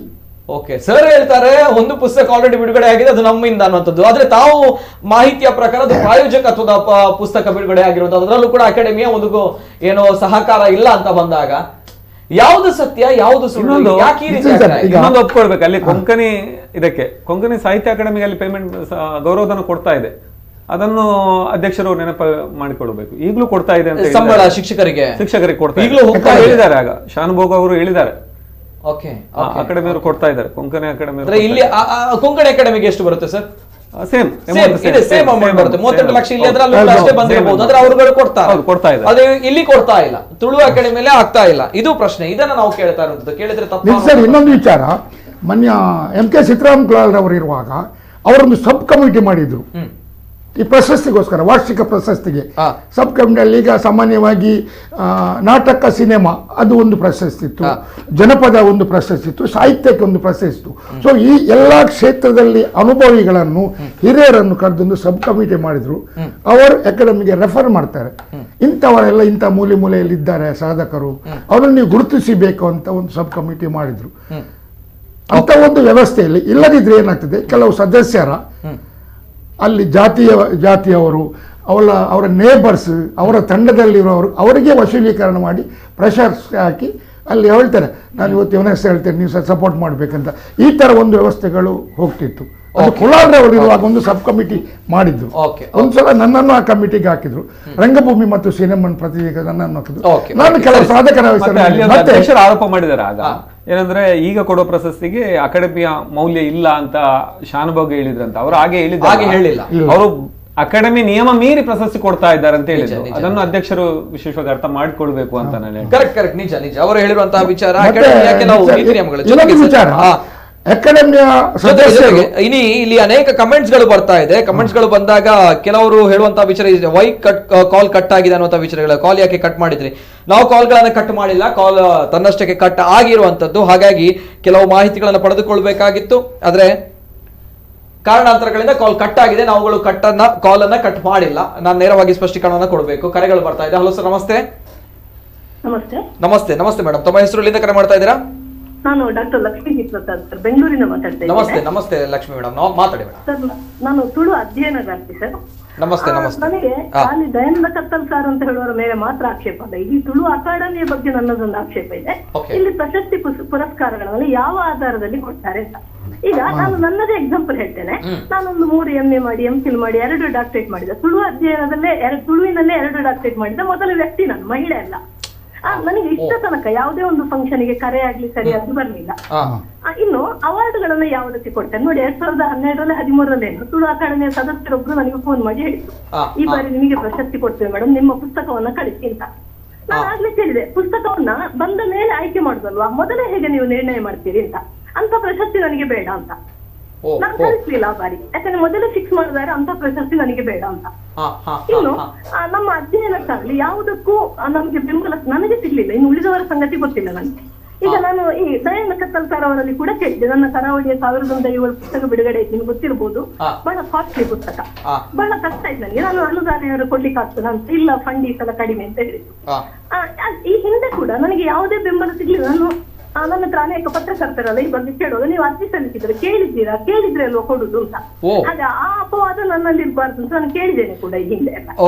ನನಗೆ ಯಾವುದೇ ಬರ್ಲಿಲ್ಲ. ಅನೇಕರಿಗೆ ಪ್ರಶಸ್ತಿ ಪುರಸ್ಕಾರ ಎಲ್ಲ ಬರುದು ನೋಡ್ತದೆ, ಯಾವ ಮಾನದಂಡ ಅಂತ ನಮ್ಗೆ ಗೊತ್ತಾಗುದಿಲ್ಲ.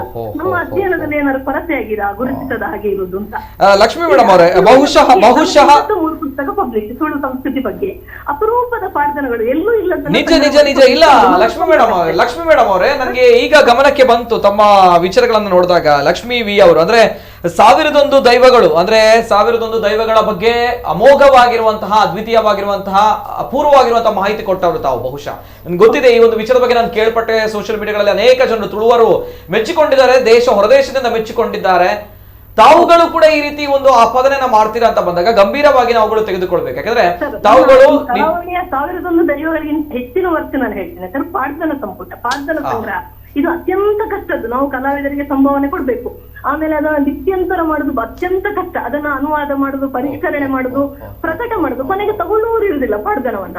ಈ ಕರಾವಳಿಯ 1001 ದೈವಗಳ ಬಗ್ಗೆ ಇರುವ ಕಾರಣ ಅವರವರ ಮನೆಯಲ್ಲಿರುವ ದೈವಗಳ ಬಗ್ಗೆ ತಿಳಿಲಿಕ್ಕಾದ್ರೂ ಜನ ತಗೊಳ್ತಾರೆ. ಆದ್ರೆ ಈ ಪಾಡ್ದನವನ್ನೆಲ್ಲ ತಗೊಳ್ಳುವವರೇ ಇಲ್ಲ.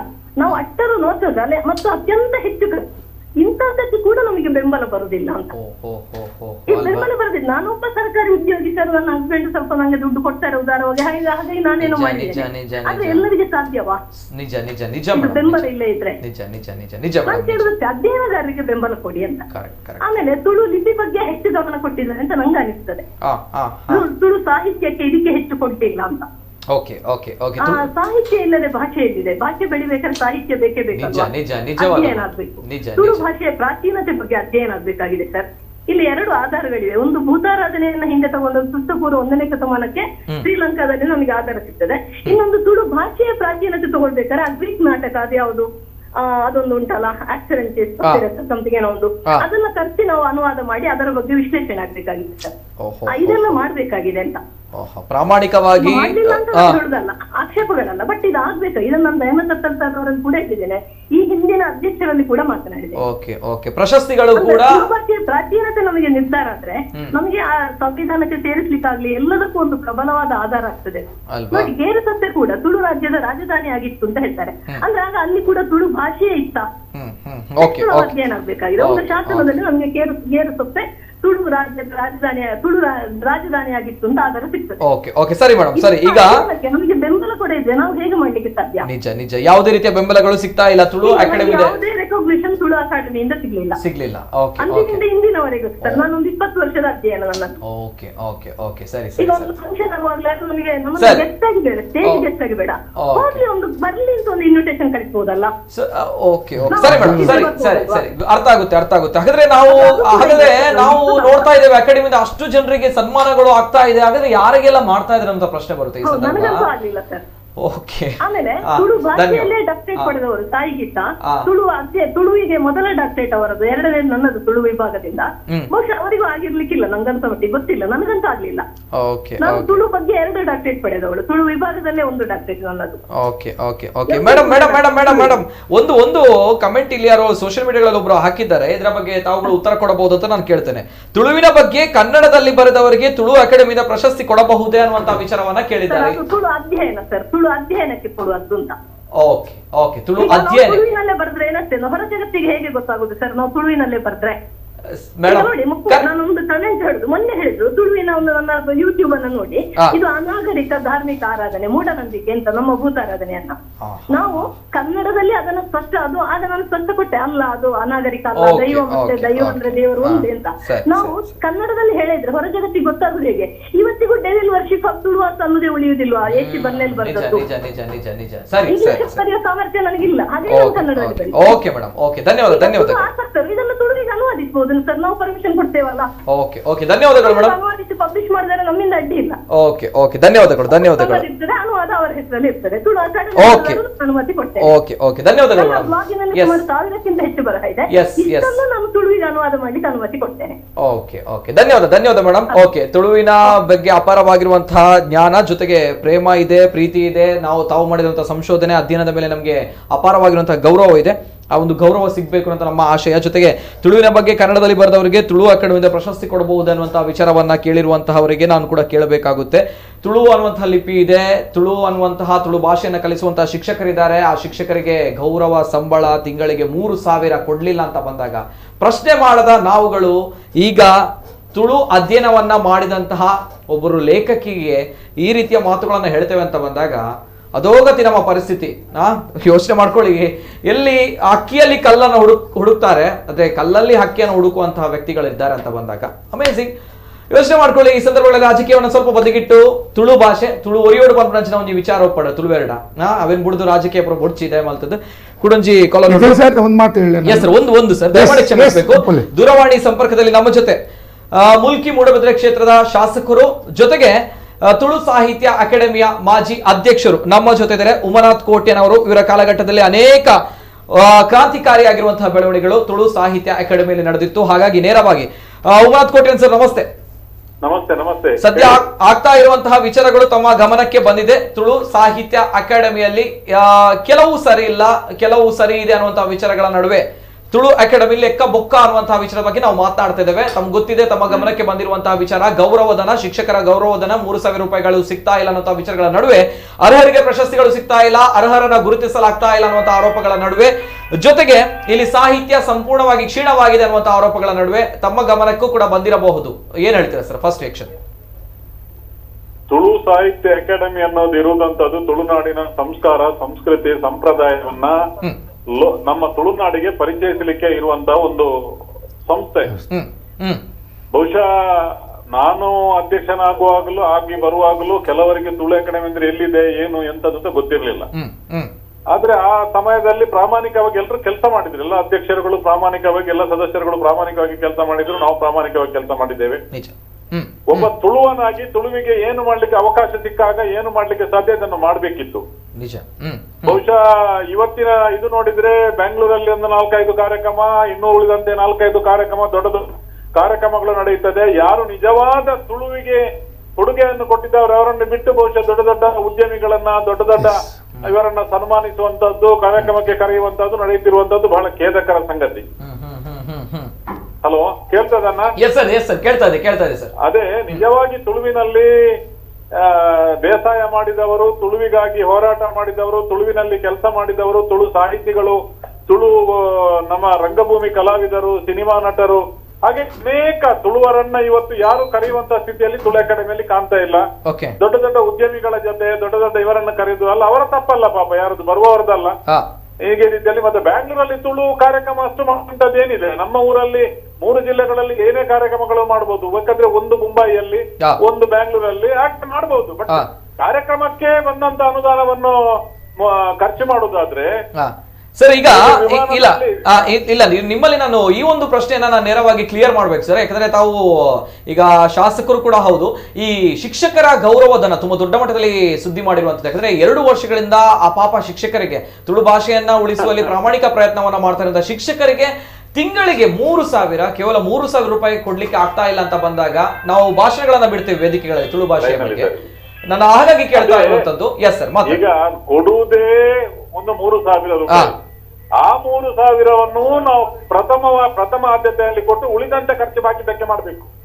ಯಾಕೆಂತ ಹೇಳಿದ್ರೆ ತುಳು ಲಿಪಿಯನ್ನ, ತುಳು ಭಾಷೆಯನ್ನ ಜನರಿಗೆ ಕಲಿಸುವಂತ ಶಿಕ್ಷಕರು ಇವತ್ತು ಇದು ಬಹಳ ಅಗತ್ಯವಾಗಿ ಅವರದನ್ನು ಪ್ರಥಮ ಆದ್ಯತೆಯಲ್ಲಿ ಕೊಟ್ಟು ಉಳಿದಂತೆ ಬಾಕಿ ಯಾರು ಏನೇನು ಕಾರ್ಯಕ್ರಮಗಳು ಮಾಡ್ಬೇಕು ನಾವು ಮಾಡ್ಬೇಕಾದಂತ ಸಂದರ್ಭ. ಆದ್ರೆ ಅದನ್ನು ಕೊಡ್ಲಿಲ್ಲ 2.5 ವರ್ಷ ಅಂತ ಹೇಳಿದ್ರೆ ಬಹುಶಃ ಬಹಳ ಬೇಸರ ಮತ್ತು ದುಃಖದ ಸಂಗತಿ ನನಗೆ ಈಗಾಗಲೇ ಗೊತ್ತಾಗಿದೆ. ಓಕೆ ಸರ್, ಈಗ ತುಳು ಅಕಾಡೆಮಿ ತುಳು ಶಿಕ್ಷಕರಿಗೆ ಗೌರವಧನವನ್ನ ಕೊಡ್ತಾ ಇಲ್ಲ ಅಂದ್ರೆ ಕೊಡ್ಲಿಕ್ಕೆ ಇಲ್ಲ, ಈ ಅಜೆಂಡವೇ ಇಲ್ಲ ಅನ್ನುವಂತಹ ವಿಚಾರವನ್ನ ಹೇಳ್ತಾ ಇದ್ದಾರೆ. ಹೌದಾ? ತಾವುಗಳು ಹೇಗೆ ಕೊಡ್ತಾ ಇದ್ರಿ? ಹಾಗಾದರೆ ನೀವು ಯಾಕೆ ತುಳುವನ್ನ ಕಲಿಸಲಿಕ್ಕೆ ಶಿಕ್ಷಕರನ್ನ ನೇಮಕ ಮಾಡಿದಿರಿ? ಏನವರು ಸ್ವ ಇಚ್ಛೆಯಿಂದ ಬಂದು ನಾವು ಧರ್ಮಾರ್ಥವಾಗಿ ತುಳು ಲಿಪಿಯನ್ನು ಕಲಿಸ್ತೇನೆ ಅಂತ ಹೇಳಿದ್ರ, ಅಥವಾ ನೀವು ಅಕಾಡೆಮಿಯಿಂದ ಅವರನ್ನು ನೇಮಿಸಿದ್ದೀರಾ? ಯಾಕೆ ಅವರಿಗೆ ಗೌರವಧನ ಕೊಡ್ಲಿಕ್ಕಿಲ್ಲ ಅಂತ ಹೇಳಿದ್ರೆ ನೀವು ಯಾಕೆ ನೇಮಿಸಿದಿರಿ? ಯಾಕೆ ನಿಮಗೆ ಸಾಧ್ಯ ಇಲ್ಲದ್ರೆ ಯಾಕೆ ಮಾಡಿದಿರಿ? ಓಕೆ ಓಕೆ ಓಕೆ ಹಾಗಾದ್ರೆ ಈ ಶಿಕ್ಷಕರ ಕಥೆ ಏನು ಸರ್? ಯಾಕಂದ್ರೆ ಈಗಲೂ ಕೂಡ ಹೇಳುವಂತದ್ದು ಇಷ್ಟೇ, ಅಕಾಡೆಮಿ ಕೊಡಲ್ಲ, ಕೊಡ್ಲಿಕ್ಕೆ ಇಲ್ಲ, ಈ ರೀತಿ ಸರ್ಕಾರ ರೂಲ್ಸೇ ಇಲ್ಲ ನಮ್ಗಳಲ್ಲಿ ಅನ್ನುವಂತ ಬಂದಾಗ ಈ ಶಿಕ್ಷಕರ ಕಥೆ ಸರ್ಕಾರದಿಂದ ಯಾವುದೇ ರೂಲ್ಸ್ ಇಲ್ಲ. ನಾವು ಮಾಡಿದ್ದೆ, ನಾವು ನಮಗೆ ಅಧಿಕಾರ ಸಿಕ್ಕಿದಾಗ ದುರುಪಯೋಗ ಮಾಡುದು ಬಿಟ್ಟು ಸದುಪಯೋಗ ಮಾಡುವುದಕ್ಕೆ ಯಾವುದೇ ರೂಲ್ಸ್ ಬೇಕಿಲ್ಲ. ಸದುಪಯೋಗ ಮಾಡ್ಲಿಕ್ಕೆ ತುಳು ಭಾಷೆಗೆ, ತುಳು ಸಂಸ್ಕೃತಿಗೆ, ತುಳು ಸಂಪ್ರದಾಯಕ್ಕೆ ನಾವು ವಿನಿಯೋಗ ಮಾಡ್ಬೇಕೆ ಹೊರತು ದೊಡ್ಡ ದೊಡ್ಡ ಕಾರ್ಯಕ್ರಮಗಳನ್ನು ಮಾಡಿ ಖರ್ಚು ಮಾಡಿ ದೊಡ್ಡ ಡಂಬರಾಟ ಮಾಡುವುದಕ್ಕೆಲ್ಲ ಇರುವುದು. ನಾವು ಮಾಡಿದ್ದೆ, ನಾವು ಏನು ಮಾಡ್ತೇವೆ ನಮಗೆ ನಮ್ಮ ತುಳುವಿಗಾಗಿ, ತುಳು ಟೀಚರ್ಸ್ಗಳಿಗೆ, ಶಿಕ್ಷಕರಿಗೆ ಕೊಡ್ಲಿಕ್ಕಿಲ್ಲ ಅಂತ ಯಾರು ಹೇಳಿದ್ದು? ಕೊಡ್ಲಿಕ್ಕೆ ಉಂಟು ಅಂತ ಎಲ್ಲಿದೆ? ನಾವು ಕೊಡ್ಬೇಕು, ನಾವು ಮಾಡ್ಬೇಕು. ಅಧಿಕಾರಿಗಳು ಏನು ಹೇಳಿಯಾರು? ನಮ್ಮ ಕರ್ತವ್ಯ ನಾವು ಮಾಡ್ಬೇಕಾದದ್ದು. ಓಕೆ ಓಕೆ ಹಾಗಾದ್ರೆ ಶಿಕ್ಷಕರಿಗೆ ಸಂಬಳ ಕೊಡುವಂತಹ ಒಂದು ಇಚ್ಛಾಶಕ್ತಿ ನಮ್ಮಲ್ಲಿ ಇರಬೇಕು, ಕೊಡ್ಬೇಕು. ಓಕೆ ಓಕೆ ಓಕೆ ಖಂಡಿತ. ಜೊತೆಗೆ ಈ ಒಂದು ವಿಚಾರಗಳು ಈಗಾಗಲೇ ಸರ್ಕಾರದ ಗಮನಕ್ಕೆ ಬಂದಿದೆಯೋ ಬಂದಿಲ್ವೋ ಗೊತ್ತಿಲ್ಲ ಸರ್, ಆದ್ರೆ ತಾವು ಮಾಜಿ ಅಧ್ಯಕ್ಷರಾಗಿ ಸಂಬಂಧಪಟ್ಟಂತ ಸಂಸ್ಕೃತಿ ಸಚಿವರ ಹತ್ರ ಮಾತಾಡಿದ್ದೇನೆ. ಓಕೆ, ಸಚಿವರು ನನಗೆ ಸಿಕ್ಕಿದ್ದಾರೆ, ನಾನು ಮಾತಾಡಿದ್ದೇನೆ. ಹೀಗೆ ಆಗ್ತಾ ಇದೆ ತುಳು ಭಾಷೆಗೆ, ಅದನ್ನು ಸರಿ ಮಾಡ್ಬೇಕು ಅಂತ ಹೇಳಿದ್ದೇನೆ. ಖಂಡಿತವಾಗಿ ಮಾಡುವ ಭರವಸೆಯನ್ನು ಅವರು ಕೊಟ್ಟಿದ್ದಾರೆ. ಸರಿ ಆಗ್ತದೆ. ಓಕೆ ಓಕೆ ಸರಿ ಆಗ್ತದೆ ಅನ್ನುವಂಥದ್ದು. ಜೊತೆಗೆ ಆಗ್ತದೆ. ಓಕೆ ಓಕೆ ಜೊತೆಗೆ ಈ ಹಿಂದೆ ಅಧ್ಯಕ್ಷರು ಇದ್ದಾಗ ಅಥವಾ ತಾವುಗಳು ಕೂಡ ಅಧ್ಯಕ್ಷರಿದ್ದಾಗ ಎಲ್ಲವೂ ಕೂಡ ಸರಿಯಾಗಿ ಹೋಗ್ತಾ ಇತ್ತು ಅನ್ನುವಂತಹ ವಿಚಾರಗಳ ನಡುವೆ ಈಗ ವಿಜಿ ಪಾಲ್ ಅವರು ಕೂಡ ಅದೇ ವಿಚಾರವನ್ನ ಮೆನ್ಷನ್ ಮಾಡಿದ್ರು, ತಮ್ಮಗಳ ವಿಚಾರವನ್ನು ಕೂಡ ಹೇಳಿದ್ರು. ಈ ಸಂದರ್ಭ ಇದ್ದಾಗ ಈ ಒಂದು ಸಾಹಿತ್ಯ ಕ್ಷೀಣವಾಗ್ತಾ ಇದೆ ತುಳು ಸಾಹಿತ್ಯ ಅಕಾಡೆಮಿಯಲ್ಲಿ ಅಂತ ಬಂದಾಗ ನಾವುಗಳು ಸಾಂಸ್ಕೃತಿಕ ಕಾರ್ಯಕ್ರಮಗಳನ್ನ ಎರರಬಿರಿ ಮಾಡ್ತಾ ಇದ್ದೇವೆ. ಆ ರೀತಿ ಹತ್ರ ಕೇಳಿ, ಉಮನಾಥ್ ಕೋಟೆನ ಅಧ್ಯಕ್ಷರಾಗಿರುವಾಗ ಅಕಾಡೆಮಿ ಹೇಗೆ ಇತ್ತು ಅಂತ ಕೇಳಿ. ವಿಜಿ ಪಾಲ್ ಇದ್ದಾರಲ್ಲ ಅಲ್ಲಿ ಹಿರಿಯರು, ನಿಜ ನಿಜ ನಿಜ ಹೇಳಿದ್ರು ಕೇಳಿ. Yes yes yes okay sir. ಒಂದು ಪೈಸೆಗೂ ಲೆಕ್ಕ ಇತ್ತು, ಒಂದೊಂದು ಪೈಸೆಗಳಿಗೂ ಲೆಕ್ಕ ಹಾಕಿದ್ದೇವೆ. ಒಂದೇ ಒಂದು ಪೈಸವನ್ನ ನಾನು ಬ್ಯಾಂಗ್ಳೂರಿಗೆ ಅಕಾಡೆಮಿಗೆ ಅಧ್ಯಕ್ಷನಾಗಿರುವಾಗ 1 ಸಲ ಹೋಗಿದ್ದೇನೆ, 2 ಸಲ. ಅದು ನನ್ನ ಖರ್ಚಲ್ಲಿ ಹೋದದ್ದು, ಬಸ್ಸಲ್ಲಿ. ಅಕಾಡೆಮಿಗೆ ಹಾಕ್ಲಿಲ್ಲ. ಎಲ್ಲಾ ಕಡೆಗಳಲ್ಲಿ ಕಾರ್ನಲ್ಲಿ ಹೋದದ್ದು ನನ್ನ ಖರ್ಚಲ್ಲಿ ಹೋದದ್ದು, 1 ರೂಪಾಯಿ ತಗೊಳ್ಳಿಲ್ಲ. ನಾಳೆ ತೆಗೆದು ನೋಡಿ. Okay okay yes sir thank you sir. Principal ಇದ್ದಾರಲ್ಲ, ಕೇಳಿ ಪ್ರಿನ್ಸಿಪಾಲ್ ಹತ್ರ, ಗೊತ್ತಿದೆ ಅವರಿಗೆ. ಓಕೆ ಓಕೆ ಸರ್, ಈಗ ತಾವು ಹಿಂದೆ ಇದ್ದಾಗ ಅಧ್ಯಕ್ಷರಾಗಿದ್ದಾಗ ತಮ್ಗೆ ಎಷ್ಟು ಅನುದಾನ ಬರ್ತಾ ಇತ್ತು ಸರ್ಕಾರದಿಂದ? ನಾನು ಹೋಗುವಾಗ ಬಹುಶಃ ನನ್ನ ಲೆಕ್ಕದಲ್ಲಿ 25 ಲಕ್ಷ ಇರಬೇಕು, ನೆನಪಿಲ್ಲ. ಅದನ್ನು ನಾನು 45 ಲಕ್ಷದಿಂದ 55 ಲಕ್ಷಕ್ಕೆ ಕೊಂಡೋಗಿ ನಿಲ್ಲಿಸಿದ್ದೇನೆ. 55 ಲಕ್ಷ ಬರ್ತಾ ಇತ್ತು ಸರ್ಕಾರದಿಂದ? ಸರ್ಕಾರದಿಂದ ವರ್ಷಕ್ಕೆ ಬರುವ ಹಾಗೆ ಮಾಡಿದ್ದೇನೆ. ಓಕೆ ಓಕೆ, ಈಗ 38 ಲಕ್ಷ ರೂಪಾಯಿ ಬರ್ತಾ ಇದೆ. ಅದು ಕೊರೋನಾದಿಂದ ಕಡಿಮೆ ಮಾಡಿದ್ರು ಕಾಣ್ತದೆ, ಕೊರೋನಾದಿಂದ ಸ್ವಲ್ಪ ಕಡಿಮೆ ಮಾಡಿದ್ರು. Okay okay yes sir okay sir, ಧನ್ಯವಾದ. ಪ್ರಯತ್ನ ಪಟ್ರೆ, ಒಳ್ಳೆ ಕೆಲಸ ಮಾಡಿ ಪ್ರಯತ್ನ ಪಟ್ರೆ, ನಾವು ಅಭಿವೃದ್ಧಿ ಮಾಡಿದ್ರೆ ಖಂಡಿತ ಸರ್ಕಾರದಿಂದ ನಮ್ಮಂತವರು ತೆಗೆಸಿಕೊಡ್ತೇವೆ ನಾವು. ಓಕೆ ಸರ್ ತುಳುನಾಡಿನವರು ನಾವು, ತುಳುನಾಡಿನ ಶಾಸಕರು ನಾವು. ಎಸ್ ಸರ್, ಇದು ಬಂದ್ರೆ ಇದಕ್ಕೆ ಬೇಕು ಅದಕ್ಕೆ ಬೇಕು ಅಂತ ತೆಗೆಸಿಕೊಳ್ಳುವಂತ ವ್ಯವಸ್ಥೆಯನ್ನು ಮಾಡ್ತೇವೆ ನಾವು. ಎಸ್ ಸರ್, ಇದು ಮಾತು ಬೇಕು ಸರ್, ಇದು ಮಾತು ಬೇಕು. ಅಂದ್ರೆ ಕೊಂಕಣಿ ಅಕಾಡೆಮಿಯಿಂದ ಗೌರವಧನ ಸಿಗ್ತಾ ಇದೆ ಶಿಕ್ಷಕರಿಗೆ ಅಂತ ಬಂದಾಗ ಈ ಕಾರ್ಯಕ್ರಮ ನೋಡ್ತಾ ಇರುವಂತ ಅದೆಷ್ಟೋ ಶಿಕ್ಷಕರಿಗೆ, ನಾವು ತುಳುವನ್ನ ಕಲಿಸ್ತಾ ಇರುವಂತಹ ಪ್ರಾಮಾಣಿಕ ಪ್ರಯತ್ನ ಮಾಡುವಂತಹ ಶಿಕ್ಷಕರಿಗೆ ಅಪಾರವಾಗಿರೋದು ನೋವಾಗಿರ್ಬೋದು, ಅಪಾರವಾಗಿರೋದು ಬೇಸರ ಆಗಿರ್ಬೋದು. ಹಾಗಾಗಿ ದಯಮಾಡಿ ಸರ್, ತಾವು ಯೋಧ ರೈಟ್ ಪರ್ಸನ್, ಅದಕ್ಕೋಸ್ಕರ ಕೇಳ್ತಾ ಇದ್ದೇನೆ. ತಮ್ಗಳಿಗೆ ಗೊತ್ತಿದೆ ತುಳು ಭಾಷೆ ಅಂತ ಹೇಳಿದ್ರೆ ಏನು, ಆ ಒಂದು ಭಾಷೆನ ಉಳಿಸಿ ಬೆಳೆಸಲು ಪ್ರಾಮಾಣಿಕ ಪ್ರಯತ್ನ ಮಾಡಿದವರು ತಾವು. ಹಾಗಾಗಿ ಸರ್ಕಾರದ ತುಳು ಅಧ್ಯಕ್ಷನಾದದ್ದು ದೊಡ್ಡ ವಿದ್ವಾಂಸ, ದೊಡ್ಡ ತಿಳಿದವ, ದೊಡ್ಡ ಮೇಧಾವಿ ಅಂತಲ್ಲ, ಬಟ್ ನನ್ನ ಟೀಮ್ ಅಲ್ಲಿ ಸದಸ್ಯರಾಗಿ ಗೌರವಾನ್ವಿತ ಸದಸ್ಯರಿದ್ರು, ಒಬ್ಬರಿಗಿಂತ ಒಬ್ಬರು ಉತ್ತಮರು. ಅವರ ಮಾರ್ಗದರ್ಶನದಲ್ಲಿ ನಾನು ಕೆಲಸ ಮಾಡಿ ಅಷ್ಟೊಂದು ಯಶಸ್ವಿನ ಮೆಟ್ಟಲನ್ನು ಏರ್ಲಿಕ್ಕೆ ಸಾಧ್ಯ ಆಯ್ತು. ನಾನು ಒಬ್ಬನೇ ಮಾಡ್ಲಿಕ್ಕೆ ಸಾಧ್ಯನೇ ಇಲ್ಲ, ನನಗೇನು ಗೊತ್ತಿಲ್ಲ ತುಳುವಿನ ಬಗ್ಗೆ. ನಾನು ಸಾಹಿತ್ಯ ಅಲ್ಲ, ವಿದ್ವಾಂಸ ಅಲ್ಲ. ಆದ್ರೆ ನನ್ನೊಟ್ಟಿಗೆ ಇದ್ದಂತ ಸದಸ್ಯರು 13 ಜನ, ಒಬ್ಬರಿಗಿಂತ ಒಬ್ಬರು ಉತ್ತಮರಿದ್ರು. ಅವರ ಮಾರ್ಗದರ್ಶನದಲ್ಲಿ ಕೆಲಸ ಮಾಡಿ ಇವತ್ತು ಉಮನಾಥ್ ಕೋಟೆಯನ್ನು ಇವತ್ತು ಈ ಜಾಗಕ್ಕೆ ಬರಬೇಕಾದ್ರೆ ಆ ತುಳು ಅಕಾಡೆಮಿ ನನ್ನ ಇಲ್ಲಿಗೆ ತಂದು ನಿಲ್ಲಿಸಿದೆ. ಆ ಭಾಷೆಯ ಮೇಲೆ ನನಗೆ ಅಭಿಮಾನ ಇದೆ, ತುಳು ಅಕಾಡೆಮಿಯ ಮೇಲೆ ಅಪಾರವಾದ ಗೌರವ ಇದೆ. ಅದು ಇನ್ನೂ ಬೆಳೆಯಬೇಕೆಂಬ ಒಂದು ಅಭೂತ. ಓಕೆ ಸರ್, ಕೊನೆಯದಾಗಿ ಒಂದು ಕೋರಿಕೆ, ಈ ವಿಚಾರಗಳನ್ನ ನಿಮ್ಮ ಮುಂದೆ ಹೇಳ್ತೇವೆ, ಸರ್ಕಾರದ ಗಮನ ಸೆಳೆಯಿರಿ ಸರ್ ದಯಮಾಡಿ. ಒಂದ್ ಕಡೆ ಶಿಕ್ಷಕರಿಗೆ ಗೌರವಧನ, ಇನ್ನೊಂದ್ ಕಡೆ ಮದೀಪು ಅನ್ನೋದು ತ್ರೈಮಾಸಿಕ ಪತ್ರಿಕೆ ಇದು ಪ್ರಕಟ ಆಗ್ಬೇಕು ಸರ್. ಜೊತೆಗೆ ನಾವಿರುವಾಗ ತಿಂಗಳಿಗೆ ಆಗ್ತಾ ಇತ್ತು, ಜೊತೆಗೆ ಪುಸ್ತಕ ಸಾಹಿತ್ಯ ಅಕಾಡೆಮಿ, ಅದು ಜೊತೆಗೆ ವಿಶೇಷವಾದಂತಹ ಒತ್ತು ಕೊಡಬೇಕಾದ ಜೊತೆಗೆ ಪುಸ್ತಕಗಳು ಸರಿಯಾಗಿ ಬಿಡುಗಡೆ ಆಗ್ಬೇಕು ಸರ್, ಇದೊಂದು ವಿಚಾರ. ಜೊತೆಗೆ ಪ್ರಶಸ್ತಿಗಳು ಸಾಧಕರಿಗೆ, ಅರ್ಹ ಸಾಧಕರಿಗೆ ಮಾತ್ರ ಪ್ರಶಸ್ತಿಗಳು ಸಿಗಬೇಕು, ಇಂತ ಒಂದು ಪವರ್ಫುಲ್ ಆಗಿರುವಂತ ಒಂದು ಅಜೆಂಡಾ ಮಾಡಿ ಸರ್. ಥ್ಯಾಂಕ್ ಯು ಸರ್, ಇದನ್ನ ನಾವು ಸರ್ವ ತುಳುವರ ಪರವಾಗಿ ನಿಮ್ಮಲ್ಲಿ ಕಳಕಳಿಯ ವಿನಂತಿ ಮಾಡ್ತಾ ಇದ್ದೇವೆ. Thank you sir, thank you so much. ಇದು ಉಮನಾಥ್ ಕೋಟೆ ಅವರು, ಮುಲ್ಕಿ ಮೂಡುಬಿದಿರೆ ಕ್ಷೇತ್ರದ ಶಾಸಕರು, ಜೊತೆಗೆ ಅದಕ್ಕಿಂತ ಮಿಗಿಲಾಗಿ ಕರ್ನಾಟಕ ಸಾಹಿತ್ಯ ಅಕಾಡೆಮಿ, ತುಳು ಸಾಹಿತ್ಯ ಅಕಾಡೆಮಿಯ ಹಿಂದಿನ ಅಧ್ಯಕ್ಷರು ಕೂಡ ಹೌದು, ಮಾಜಿ ಅಧ್ಯಕ್ಷರು ಕೂಡ ಹೌದು. ಕೊನೆಯದಾಗಿ ನಾನು ನೇರವಾಗಿ ವಿಜಯ್ ಸರ್ ಹತ್ರ ಕೇಳ್ತಾ ಇದ್ದೇನೆ. ಕೊನೆಯದಾಗಿ ತಮ್ಮ ರಿಯಾಕ್ಷನ್ ಏನು ಹೇಳಿಕೆ ಇಷ್ಟಪಡ್ತೀರಾ? Last reaction sir. ನಾನು ಹೇಳುವುದೇನೆಂದ್ರೆ, ಇವತ್ತು ಮಾಧ್ಯಮಗಳಿಗೆ ಶಾಸಕರು ಒಂದು ಒಳ್ಳೆ ಮಾತು ಹೇಳಿದ್ದಾರೆ. ಇವತ್ತು ನಾವು ಶಾಸಕರು, ತುಳುನಾಡಿನ ಕರಾವಳಿಯ ಶಾಸಕರು, ವಿಶೇಷವಾಗಿ ತುಳುವಿನ ಅಭಿಮಾನ ಇರುವವರು, ನಮಗೆ ಸರ್ಕಾರದಿಂದ ಏನು ಬೇಡಿಕೆ ಸಿಗಲಿಕ್ಕೆ ಸಾಧ್ಯ ಇದೆಯಾ ಅದನ್ನು ಖಂಡಿತ ದೊರಕಿಸಿಕೊಡ್ಲಿಕ್ಕೆ ನಾವು ರೆಡಿ ಇದ್ದೇವೆ ಅಂತ ಒಂದು ಹೇಳಿದ್ದಾರೆ. ಅಧ್ಯಕ್ಷರ ವಿಷಯವಾಗಿ ಎಲ್ಲಾ ಶಾಸಕರನ್ನು ವಿಶ್ವಾಸಕ್ಕೆ ತಗೊಳ್ಬೇಕು, ಸಂಸದರನ್ನು ವಿಶ್ವಾಸಕ್ಕೆ ತಗೊಳ್ಬೇಕು. ಈ ಅಕಾಡೆಮಿಗೆ ಏನು ಬರ್ಬೇಕಾ, ಅನುದಾನ ಬರ್ಬೇಕಾ, ಅದರ ಬೆನ್ನು ಹಿಡಿಬೇಕು. ಮುಖ್ಯವಾಗಿ ನೀವು ಹೇಳಿದ ಹಾಗೆ ಶಿಕ್ಷಕರಿಗೆ ವೇತನ ಸಂಬಂಧಪಟ್ಟ ಆಗಿರ್ಬೋದು, ಪುಸ್ತಕ ಮದಿಪು ನಮ್ಮ ತ್ರೈಮಾಸಿಕ ಪತ್ರಿಕೆ ಆದಷ್ಟು ಬೇಗ ಪ್ರತಿ 3 ತಿಂಗಳು ಬರುವ ಹಾಗೆ ಆಗ್ಬೇಕು ಅಂತ ನಮ್ಮ. Okay thank you sir, thank you so much. ಅದೇ ರೀತಿ ವಿಜಿಪಾಲ್ ಸರ್, ಕೊನೆಯದಾಗಿ ಸರ್. ನಿತಿನ್ ಸರ್, ಇಲ್ಲಿ ಒಂದು ವಿಚಾರವನ್ನ ತನ್ನ ಗಮನಕ್ಕೆ ತರ್ತೀನಿ. ಸದಸ್ಯರಾದವ, ಒಬ್ಬ ಅಕಾಡೆಮಿ ಸದಸ್ಯರಾದವ ಕಂಟಿನ್ಯೂಸ್ 3 ಸಭೆಗಳಿಗೆ ಗೈರು ಹಾಜರಾದ್ರೆ ಅವನನ್ನು ತೆಗೆಯುವ ರೈಟ್ಸ್ ಅಕಾಡೆಮಿಗೆ ಇದೆ. ಇಲ್ಲಿ ಇದು ಆಗುದಿಲ್ಲ. ಯಾವಾಗಲೂ ಬರ್ತಾರೆ ಒಬ್ರು, ಮತ್ತೊಬ್ರು ಯಾವಾಗ ಇಲ್ಲ. ನಿಜವಾಗಿ ಕಾರಣ ಅನಿವಾರ್ಯ ಪರಿಸ್ಥಿತಿ ಅವನಿಗೆ ಬಾರದಿದ್ರೆ ಅವರು ಬೈ ರೈಟಿಂಗ್ ಕೊಡ್ಬೇಕು. ಅನಾರೋಗ್ಯ ಆಗ್ತದೆ, ಅನಾರೋಗ್ಯದಲ್ಲಿ ಬರ್ಲಿಕ್ಕೆ ಆಗುದಿಲ್ಲ. ಅದು ಒಂದು ಸಲ ಮಾತ್ರ ಎಕ್ಸ್ಕ್ಯೂಸ್. 3 ಸಲ ಕಂಟಿನ್ಯೂಸ್ ಆಗಿ ಒಬ್ಬ ಸದಸ್ಯ ಬರದಿದ್ರೆ ಸರ್ಕಾರಕ್ಕೆ ತಿಳಿಸಿ ಅವನನ್ನು ತೆಗೆಯುವ ಅವಕಾಶಗಳು ಇದೆ. ಇದು ಇಲ್ಲಿ ಆಗುದಿಲ್ಲ. ಈಗ ಇತ್ತೀಚೆಗೆ ಮೊನ್ನೆ ಬೆಂಗಳೂರಿನಲ್ಲಿ ನಾಳೆ ಹಬ್ಬಕ್ಕ ಉತ್ಸವದಲ್ಲಿ ಅಕಾಡೆಮಿಯ ಸದಸ್ಯರೇ ಅವರ ತಂಡಗಳೇ ಅಲ್ಲಿ ಅವರಿಗೆ ಕೊಟ್ಟಿದ್ದಾರೆ ಕಾರ್ಯಕ್ರಮ. ಅಧ್ಯಕ್ಷರು ಇದ್ದಾರೆ, ಸದಸ್ಯರು ಇದ್ದಾರೆ, ಅವರಿಗೆ ಕೊಟ್ಟು. ಈಗ ತುಂಬಾ ಕಡೆ ಆಗ್ತದೆ ಇಂಥದ್ದು. ಅವರು ಕಲಾವಿದರು ಭಾಗವಹಿಸಬಾರ್ದು, ಬೇಕು. ಎಷ್ಟೋ ಬೇರೆ ಕಲಾವಿದರಿದ್ದಾರೆ, ಬೇರೆ ತಂಡಗಳಿದೆ, ಅವರಿಗೆ ಕೊಡಿ, ಅವಕಾಶ ಕೊಡಿ ಅವರಿಗೆ. ಗ್ರಾಮಾಂತರ ಪ್ರದೇಶ ಎಷ್ಟೆಷ್ಟು ಪ್ರತಿಭೆಗಳಿವೆ. ಅದು ನಾಟಕ ಆಗ್ಬಾರ್ದು, ಯಕ್ಷಗಾನ ಆಗ್ಬಾರ್ದು, ನೃತ್ಯ, ಸಂಗೀತ ಯಾವುದು ಇರ್ಬೋದು, ಕೊಡಿ. ಸ್ವಲ್ಪ ತ್ಯಾಗ ಮಾಡಿ ನೀವು. ನೀವು ಬರಬಾರ್ದಿದ್ದ. ನಮ್ಮ ಸಮಯದಲ್ಲಿ ನಮಗೆ ಯಾವ ಕಾರ್ಯಕ್ರಮ ಮಾಡ್ಲಿಕ್ಕೆ ಅವಕಾಶ ಕೊಡ್ಲಿಲ್ಲ. ಇದೆಲ್ಲ ಸರಿಯಾಗ್ಬೇಕಂತ ನಾವು ಹೇಳಿದ ಅಷ್ಟೇ. ಇದು ಆಪಾದನೆ ಅಲ್ಲ. ಒಬ್ಬ ಹಿರಿಯ ಸದಸ್ಯನಾಗಿ ಅನುಭವಿಸಿ ಇದೆ. ಕೋಟ್ಯೇಂದ್ರ ಅವರು ಬಹುಶಃ ಅವ್ರು ಬೆಳಿಗ್ಗೆ 8 ಗಂಟೆಗೆ ಬರ್ತಿದ್ರು ಆಫೀಸ್ಗೆ. ನಾನು ಹೇಳ್ದಲ್ಲ, ರಾತ್ರಿ ತುಂಬಾ ಹೊತ್ತಿನವರೆಗೆ ಮಾತಾಡ್ತಿದ್ರು ಇದರ ಬಗ್ಗೆ. ಇದನ್ನ ಹೇಗಾದ್ರೂ ಮಾಡಬೇಕು ಇವಾಗ. Okay sir, thank you sir. ಶಾಸಕರಿಗೆ ನಾವು ಹೇಳ್ತೇವೆ, ತುಳು ರಂಗಭೂಮಿ ಮತ್ತು ಚಿತ್ರರಂಗ ಖಂಡಿತ ನಿಮ್ಮ ಜೊತೆ ಇದೆ. Okay okay, thank you sir, thank you so much ವಿಜಿಪಾಲ್ ಅವರಿಗೆ. ಥ್ಯಾಂಕ್ ಯು, ಧನ್ಯವಾದಗಳು ಸರ್. ದಯಮಾಡಿ ಕ್ಷಮಿಸಬೇಕು, ಸಮಯದ ಅಭಾವ ತುಂಬಾ. ಕೊನೆಯದಾಗಿ ಮೇಡಮ್, ಡಾಕ್ಟರ್ ಇಂದಿರಾ ಹೆಗ್ಡೆ ಅವರು ನಮ್ಮ ಜೊತೆ ಕಾರ್ಯಕ್ರಮದಲ್ಲಿ ಆಗಮಿಸಿದ್ದೀರಾ. ದಯಮಾಡಿ ಕ್ಷಮಿಸಬೇಕು, ಸಮಯದ ಅಭಾವ ತುಂಬಾನೇ ಇತ್ತು. ಕೆಲವು ಪ್ರಶ್ನೆಗಳಿಗೆ, ಗೊಂದಲಗಳಿಗೆ ನಾವುಗಳು ಉತ್ತರವನ್ನ ತೆಗೆದುಕೊಳ್ಬೇಕಾಗಿತ್ತು. ದಯಮಾಡಿ ಕ್ಷಮಿಸಬೇಕು, ಸಮಯದ ಅಭಾವ ತುಂಬಾನೇ ಇತ್ತು. ಕೊನೆಯದಾಗಿ ಮೇಡಮ್, ಕೊನೆಯದಾಗಿ ಇಂದಿರಾ ಹೆಗ್ಡೆ ಅವರು ಏನ್ ಹೇಳಲಿಕ್ಕೆ ಇಷ್ಟಪಡ್ತಾರೆ?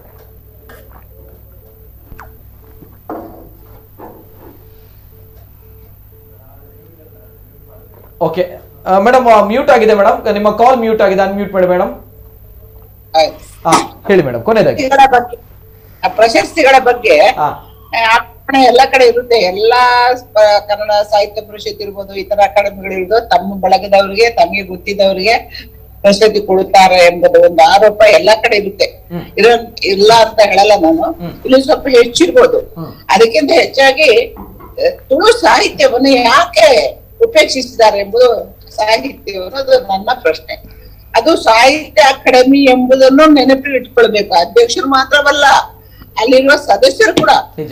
ಇಲ್ಲಿ ಏನಾಗಿದೆ, ಸಾಹಿತ್ಯಗಳ ಕೊರತೆ ಇದೆ. ಈ ಅಕಾಡೆಮಿಯ ಒಟ್ಟು ಟೀಮ್ ಅಲ್ಲಿ ಸಾಹಿತ್ಯಗಳ ಕೊರತೆ ಕೂಡ ಇದೆ. ಒಂದು ವೇಳೆ ಅವರು ಒತ್ತಡ ಹಾಕ್ತಿದ್ರು ಅಂತ ನನ್ನ ಅನಿಸಿಕೆ. ಓಕೆ ಓಕೆ, ಸರಿ ಸರಿ ಮೇಡಮ್, ಸರಿ. ಧನ್ಯವಾದಗಳು ಮೇಡಮ್, ಧನ್ಯವಾದಗಳು. ತಮ್ಮ ಜೊತೆ ಇವತ್ತು ಚರ್ಚೆಯಲ್ಲಿ ಭಾಗವಹಿಸಿದ್ದಕ್ಕೆ ಧನ್ಯವಾದಗಳು ಸರ್. ಧನ್ಯವಾದಗಳು ಮೇಡಮ್. ಅದೇ ರೀತಿ ಇದು ಸದ್ಯ ಧನ್ಯವಾದಗಳು ಮೇಡಮ್. ಸಮಯದ ಅಭಾವ ತುಂಬಾನೇ ಇತ್ತು, ಹಾಗಾಗಿ ಅನೇಕ ಕರೆಗಳು, ಗೊಂದಲಗಳು, ಪ್ರಶ್ನೆಗಳು ಎಲ್ಲವೂ ಕೂಡ.